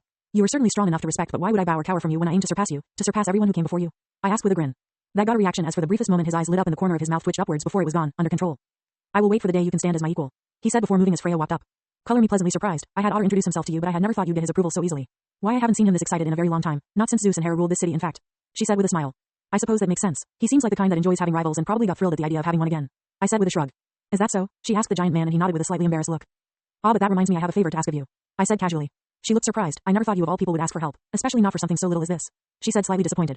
Don't go jumping to conclusions. I can handle Apollo easily but things could get messy if anyone tried to shove themselves into this matter for some reason. I would like you to keep that from happening that's all. I said correcting her misunderstanding. Oh that? You may as well have not asked since I would have done so regardless. Was that all you wanted? Nothing else perhaps more personal? She teased. You know I'm not interested right? I asked with a sigh and she giggled. Oh I know but teasing you is just far too much fun. Plus I couldn't help but notice you trying to make a move on Loki of all people, notorious womanizer that she is. Freya said with a smirk. I can't really understand you girly sorts but tomboys I can understand perfectly and as a result they appeal to me more. It helps when I know I can't knock them up too, I said honestly while shrugging. The Amazons must be a dream come true for you then, she said teasingly and I shuddered. Nah way too baby hungry for my taste. I like rolling in the sheets as much as the next guy but the idea of having children gives me chills and not the good kind. I said seriously and she laughed. Danmachi-Hell's Forge. Published by web novel. Balin, too. We chatted for a bit after that casually while those paying attention to me looked like I had suddenly grown 3 more heads and wings. It wasn't hard to figure out why either as I was talking to Freya like we were equals and Otter hadn't ripped my head off yet. His devotion to her was a well-known thing, so the fact he seemed totally chill with me casually talking and laughing with Freya was making people question if I was real, and if so, how in the fuck I pulled it off. My answer? Yeah, good fuckers. Nah, it was just because I was likely the only person who was aware that she daylighted as a waitress and didn't give a shit. Everyone else who knew more likely than not treated her respectfully or kept their distance from her older persona. Me though, I knew the chick as Seer first and Freya second, and we were friends more or less. As for Otter, I was fairly certain he had been aware of this casual friendship for a while now and may even been told by Freya to pay it no mind, which he did because he's just that devoted. The dude's the sort of guy that would see the world literally burning down, and if Freya said to ignore it, he would act like nothing was happening. He was the sort of pious that Christians had wet dreams about, absolute devotion to his goddess. Hype for Otter aside, I was at this point being listed as an anomaly by nearly everyone here, and that a-okay in my book. People tended to avoid stuff that they couldn't understand. There were exceptions to this rule of course, but majority-wise this held firm, at least in my experience. Soon enough it came time to dance, and I decisively said absolutely not and moved away from the dance floor. Freya also went to go socialize with the rest of the gods and their children while I found a nice wall and stayed there while keeping an eye on Hestia. After a few songs played and some people got a few dances in the room dimmed in a spotlight, no idea how they pulled it off to be honest, landed on a curly-haired god with a very punchable face and fine golden and orange silk clothes. Welcome one and all to my regularly held Helios Ball. Tonight we have an especially exciting announcement. Apollo challenged Hestia to a war game on grounds of her captain attacking one of my children and cruelly crippling them, he said while dramatically pointing at something that the spotlight swiveled to reveal. It was of course the dude who broke the arms and legs of wrapped in bandages while using crutches to walk with a single leg in a cast. The guy was loudly moaning about the pain and just all around playing the victim act. Ha ha ha ha ha ha. I burst into laughter at the guy's appearance, which seemed to piss off Apollo, who clearly didn't enjoy his show being upstaged. Who is that? Who dares to laugh at the suffering of my child? The god roared. Tap, tap, tap, tap. The sound of my feet across the floor echoed in the silence of the room as I walked out of the dim light and into the spotlight with a wide grin. The guy acting injured paled at the sight of me as I approached. My oh my, I recall breaking both of your arms and legs and yet you only need one cast? And you have your head and chest wrapped in bandages as well? I'll give you a chance to walk away like you were obviously able to and end this farce on your own, or I'll turn it into a reality, I said with a predatory smile. You would dare threaten my child in my presence, in front of so many gods? Apollo screamed in outrage, but I ignored him to stare down the adventurer. Fuck, you lunatic, the guy yelled fearfully as he retreated in fear when it became clear that I was not bluffing. See, was that so hard? Now then I believe we shouldn't play around with pointless falsities, don't you agree, God Apollo? I asked with a smile while the god in question had a hideous expression but held his tongue since even he seemed aware that if he said anything it would only play into my favor. Not going to answer? No matter. If I heard you correct, you challenge this to a war game. I can accept on behalf of my goddess, however there is a condition attached to this acceptance, I said casually as I walked over to a nearby snack table and plucked up a bit of skewered cheese. Well, what is it, mortal? Apollo asked, still clearly angry but at least pleased to see me walking into his trap. That's some good cheese. Why are you looking at me like that? Oh right, the condition. Well, we will only agree if the game is a siege set in a week from now, with you as the defender of course, I said, savoring the cheese as it really was quite good, sharp with a slight peppery note. Done. You won't back out now, will you, dearest Hestia? The sun god questioned as the spotlight landed on her. She shook her head and gave him a smug look. You're going to lose, Apollo, just wait, she said confidently. URG, how are we supposed to win against so many people? Later when we returned to the church she was not so confident. Chill, you think I wanted a siege just because it will be a cool tale if we pull it off? I have a plan, I said reassuringly. Well, what is it? Sabotage? Infiltration? Assassination? She demanded while trying to guess. All good guesses but wrong. I'm going to walk right up to the front door and march straight to their captain, I said with a nod at my own genius. This is no time for jokes, Alex, Hestia screamed angrily. First, I'm not joking, and second, you can seriously relax, we have this in the bag, I promise. And I never break a promise, I said seriously enough that she actually paused to stare at me. That wasn't a lie. You never break a promise, really? She asked as if that was such a shocking thing. I nodded. Nothing short of being physically unable to complete a promise has ever stopped me before. It's never been that bad, but you get the idea. This is one of the reasons I don't make promises lightly, I said honestly. Fine, but if you break that promise I'm giving you to Hephaestus, the small goddess threatened, but let the matter rest. All the more reason not to fail then. I rather value my freedom at the moment, I joked. Preparation. Published by web novel. Danmachi-Hell's Forge. Alexander Drake died and got reincarnated by R.O.B. in the world of Danmachi with a gift in the form of Hell's Forge in exchange for his memories of that world. He will go on to become an adventurer in the dungeon city of Orario from there. Third person POV. There was a small mini Donatus meeting the next day to make things official and set the prizes for both sides if they won. Upon my victory I shall take possession of Belcranel as well as a single night of intimacy with Hestia, Apollo said with a lustful look. Hestia scowled. If we win I want all of his familia's assets, the disbandment of his familia permanently and the exile of Apollo from Orario, she said firmly, and even Apollo, who was confident in his victory, flinched slightly at the conditions as they were very vicious. At first glance they seemed like a forced reset outside of Orario, but the key here was that he won't be allowed to recreate his familia if he lost, as she added the word permanent to the disbandment. This meant he couldn't rely on his familia to earn money and would have only his own work to rely on, which was a horrible fate for a person such as himself. More likely than not he'd cave to the circumstances and depart back to heaven, of which there was no coming back from, unlike if he was killed. The form of the game is a siege with the Apollo familia on defense and the Hestia family on offense. The time is in 6 days at noon and will last a total of a 3-day maximum that if the Hestia familia fails to capture the flag within is grounds for automatic loss. Are there any rules to be implemented in addition? Hermes, who like always was the neutral party, asked. She's not allowed to receive any outside help, Apollo said with a smug look like he had trapped Hestia. That's fine since I don't need it. Apply the same rule to him as well, Hestia said calmly, but Apollo scoffed. My familia outnumbers yours 100-3 and you don't even have a single level 3, just admit that you have no chance of winning already, he said mockingly. Is that everything? Hestia asked Hermes while ignoring Apollo. All that is left is to gather in 6 days at noon to witness the war game begin, Hermes said with a nod, and Hestia nodded before leaving confidently. Normal POV. Once Hestia returned from the meeting it was time to prepare for the war game and I had some ideas in mind. The first of which involved me making a quick trip to the dungeon to collect some materials. Specifically I needed to collect crystal mantis, war shadow and wyvern parts. In addition to this I had to use my only level 2 cursed stone. The final product was bound to catch people off guard on the day of the war game. With that little surprise done with I moved on to my next bit of preparation. For this I used some of my wyvern scales and leather to craft a pair of armored boots with little wyvern wings on either side of the ankle and a cursed stone embedded in the heels. Once that was done I imbued the boots with a single technique and a bunch of restrictions to increase the final result's power. The technique I chose was air step, or the ability to pay a small amount of energy to create a temporary platform of solid air under your feet that you could kick off of. I wasn't capable of making a tool that allowed for flight yet, but this was the next best thing if used correctly. This pair of boots wasn't for me though, but rather Bell, whose style of combat was well suited to it. They would also dramatically increase his threat level, as unlike most people who are effectively unable to change trajectory mid-air, Bell won't have any such issue. I did of course test the boots before I gave them to Bell and I was pleased with their performance. Each boot had exactly 3 uses before needing a cooldown of a minute to reset. This meant in total Bell could make 6 mid-air redirections before getting grounded for the next minute. If he timed it right he could make this more usable by only using 3 charges on one boot before using the other boot's charges during the minute the other boot was resetting, effectively giving him near infinite redirections. Bell looked at the boots with stars in his eyes when I gave them to him and told him what they did and how to use them. Lily looked jealous, but I assured her that I had something special planned for her as well. I did too, as her magic, Cinderella, that let her transform into anything about the same size as her had uses that only someone as unhinged as me could possibly think of. For example, what if she turned her skin into orichalcum? Her magic was transfiguration based, so why couldn't she transform her body into a different material temporarily? The answer I found from asking was that her magic could do it, but it was flawed and broke if she was hit. So naturally I wanted to fix her magic and make it so she could actually turn into a different material. To achieve this I needed her help so I could sync up the item I made to her magic so she didn't kill herself by actually turning into a her-shaped statue of orichalcum. The goal was to give her all the benefits of being made of the material without any of the downsides like immovability. The final product used her magic as a base and allowed her to very temporarily transform her entire body into another material without negatively affecting her at all. It was a simple band ring that I named Midnight's Lament. As we discovered, she got a massive buff when she transformed into orichalcum or any material, really just that one had the biggest impact. Apparently by transforming like this her body began many times heavier and denser, which meant if she could muster the strength to throw a punch she hit way harder than normally. She was also very difficult to injure as her durability became like that of whatever she turned into. The biggest downside was that she simply didn't have the stats to support this transformation for long. She was level 2 sure, but she had leveled up as soon as she could and was still at I rank in her stats, so naturally her mana and physical strength were terrible. She had a limit of about 2 minutes transformed before the cost was too high and she changed back to normal, drained and exhausted. Despite this she thanked me profusely for the ring that meant she was no longer powerless to fight back or to drag Belle and Wealth down in combat. Quite the opposite in fact, as if she used it right she could act the role of tank for them, and if she raised her stats high enough from now on maybe even as a frontline fighter. Surprise. Published by web novel. All that was left at this point was to get some last minute updates on their foundness and for Belle and Lily to practice for the next few days to get a handle on their new items. If you were wondering why I left out Wealth despite him being on Belle's delving team, it was because he wasn't a part of the Familia and thus couldn't help us to begin with. He was still a part of the Hephaestus Familia and thus unable to do anything beyond watch from the sidelines. You could tell it was eating him up inside too, but it is what it is.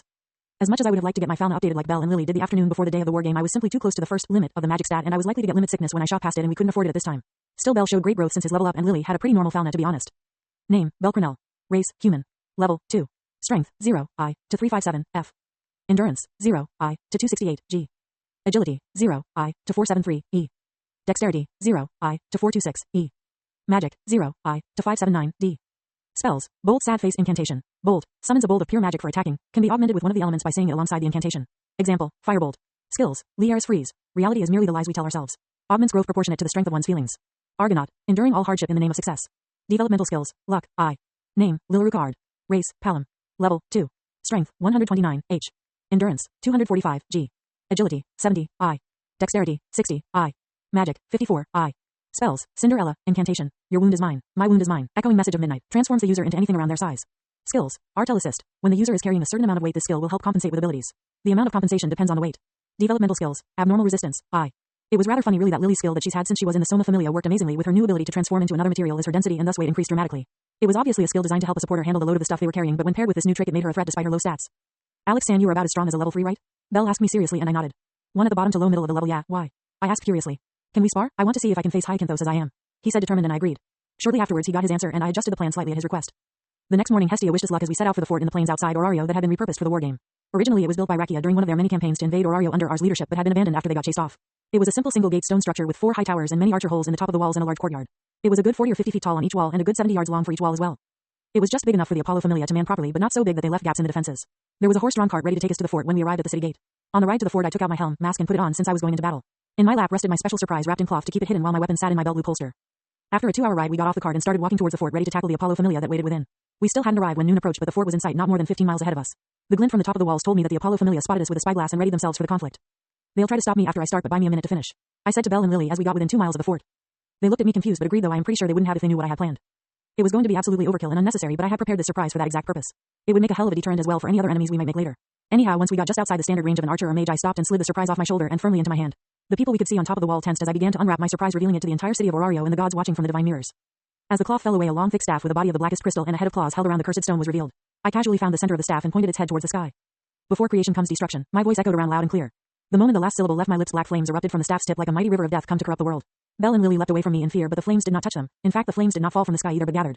No one moved. They couldn't, as a massive sphere of black flame floated in the sky like a second evil sun.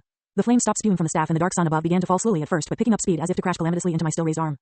If anyone wasn't mesmerized by the display they might notice that the flames had no heat to them, or rather that it was seemingly absent, as though this was an illusion. The moment the dark sun touched the tip of the staff on its descent, however, that changed abruptly. The air rippled at the point of contact and all the grass within half a mile dried up and shriveled as an infernal heat rolled over it. The dark sun stopped, however, and though you couldn't see it, sweat appeared all over me from the strain as I began to condense the dark sun smaller and smaller. This was when the Apollo Familia snapped out of it and realized that whatever I was doing was not something they wanted to finish. One-sided beatdown. Published by web novel. Danmachi-Hell's Forge. Alexander Drake died and got reincarnated by R.O. B in the world of Danmachi with a gift in the form of Hell's Forge in exchange for his memories of that world. He will go on to become an adventurer in the dungeon city of Orario from there. Arrows, spells, stones and even people all rushed from the fort in a mad attempt to stop me, but Belle and Lily quickly moved to intercept these things as the dark sun got smaller and smaller. Belle had managed to somehow time the creation of the air platforms under his boots with the flying attacks to cause them to stop prematurely, while Lily turned into a dark metal and simply tanked whatever he missed. By the time the first adventurers from the Apollo Familia got close, it was too late as I had finished my preparations. The dark sun was now no more than an abyssal dark orb the size of an orange at the front of the staff. I pointed it at the gate of the fort. Eclipse. I spoke and unleashed my attack. The world vanished. I couldn't see, smell or hear anything once the attack was released, or to be more specific, I was being overwhelmed with sensory information. Just as fast as it came, however, it ended and I could witness the aftermath. A molten trench nearly 30 yards across and over a mile long extended from in front of the staff I was holding out. The middle of the fort was entirely gone alongside everyone and everything that had been there. Crack. In the silence after the attack, the first sound to appear was the sound of the staff spider webbing along its entire length before the wind blew and it turned to dust that went with the breeze. I had expected this, however, as I knew that I was not at the point in my crafting where I could create something like this and expect it to last beyond a single use. That staff was created with one ability and only one, the ability to enhance and contain my hellfire. This level of power was far beyond me by myself, so I created an amplifier for my flames with a massive amount of restrictions and one single use, just for this moment. I staggered on my feet, however, as the backlash from killing so many innocent souls hit me. My eyes watered and my hands shook as I was assailed with a massive amount of guilt and weakness as I felt my strength, my stats, leave me. Despite this show of weakness, no one dared to try and capitalize on it. Fear prevented it. That fear was a very logical thing, as this sort of destruction was the sort of thing you'd expect from a level 4 or 5 mage, not a level 2 who was not a mage. None of them came to this place expecting to deal with that sort of thing. In fact, most of these adventurers probably thought that this was going to be an easy win for them. I stabilized from my penalty after about a minute, and squeezing my fist, I estimated that I might have dropped an entire rank in each of my stats for that good 30 to 40 souls I had killed. While Apollo was a pretty shitty god, his familia members still had mostly innocent souls, so the penalty I paid to kill so many of them was very steep. While my body had stabilized, however, my cursed energy had definitely not. In fact, it was practically rioting at the moment, and the only reason I wasn't suffering from that was that my energy reserve was a smidge off from me hitting mine zero. As a lovely little side effect, my head was pounding like someone had decided to use my brain as a tennis ball. I wasn't going to chug a mana potion though, as I wanted my cursed energy to chill the fuck out first. I took a step towards the fort's now wide open front, and none of the Apollo familia were brave enough to get in my way, at least not at first. It was only after their brains rebooted and they remembered that if they didn't stop me, they'd need to find a new familia. It wasn't loyalty exactly that got them to try and stop me so much as personal benefit. I was sluggish and a smidge slow to act as I got swarmed with all sorts of weapons from all directions as I set foot in the fort. Belle and Lily had me covered though, as they followed close by my side as we fended off the assault. It was rough at first, but as time progressed, my mind and body sharpened up and adapted to my new state, and that was pretty much all it took to seal the fate of the Apollo familia. Even after the stat drop, I was still in the power range of a level 3, and besides the captain of their familia, they only had level 2s and 1s. Dodge, block, swing, grab, dodge. This was the set of actions that I went through over and over again in a different order to dispatch more and more of the familia. Knock out, not kill, mind you. Once about 20 were left, the captain of the familia decided that he needed to step in, as it was clear that if he didn't, it would be him versus both Belle and I, as Lily had gotten taken down after her transformation ended. It was a discus of flame launched at myself when I wasn't paying attention. FWOOSH. It exploded on contact with my back, and I staggered from the impact with a hiss of pain. My shirt and back had been burned up and my skin bubbled and black from the heat. That was all though, as thanks to my curse technique's influence on my body, I was quite flame resistant. Under the shocked gaze of mortals and gods, I flexed my back and activated my curse technique wordlessly to fix the damage the magic had done. This put my reserves back to almost empty, but my back was now unblemished as I turned to stare down the caster. Wait your fucking turn, I'll deal with you in a minute, I said firmly, and the dude legitimately backed away with a horrified look on his face. Monster, he shouted at me, but I merely laughed before turning my attention back to the stragglers. Soon enough, all that was left was a black-haired girl with a traumatized look on her face protecting the unconscious form of a red-haired girl in a corner. The awake girl was holding a staff but was clearly too terrified to use it as I approached. You should join our familia after this is over. You seem like a good fit protecting your friend like this, I said with a smile, not that she could see it. Both of their souls were clean and clear of sin, and I was especially interested in the strange features of this girl's soul that I had not ever seen before in another soul. It was as though she had a sort of fog covering a part of it that seemed to try and incite disbelief about something, but I had no idea what exactly.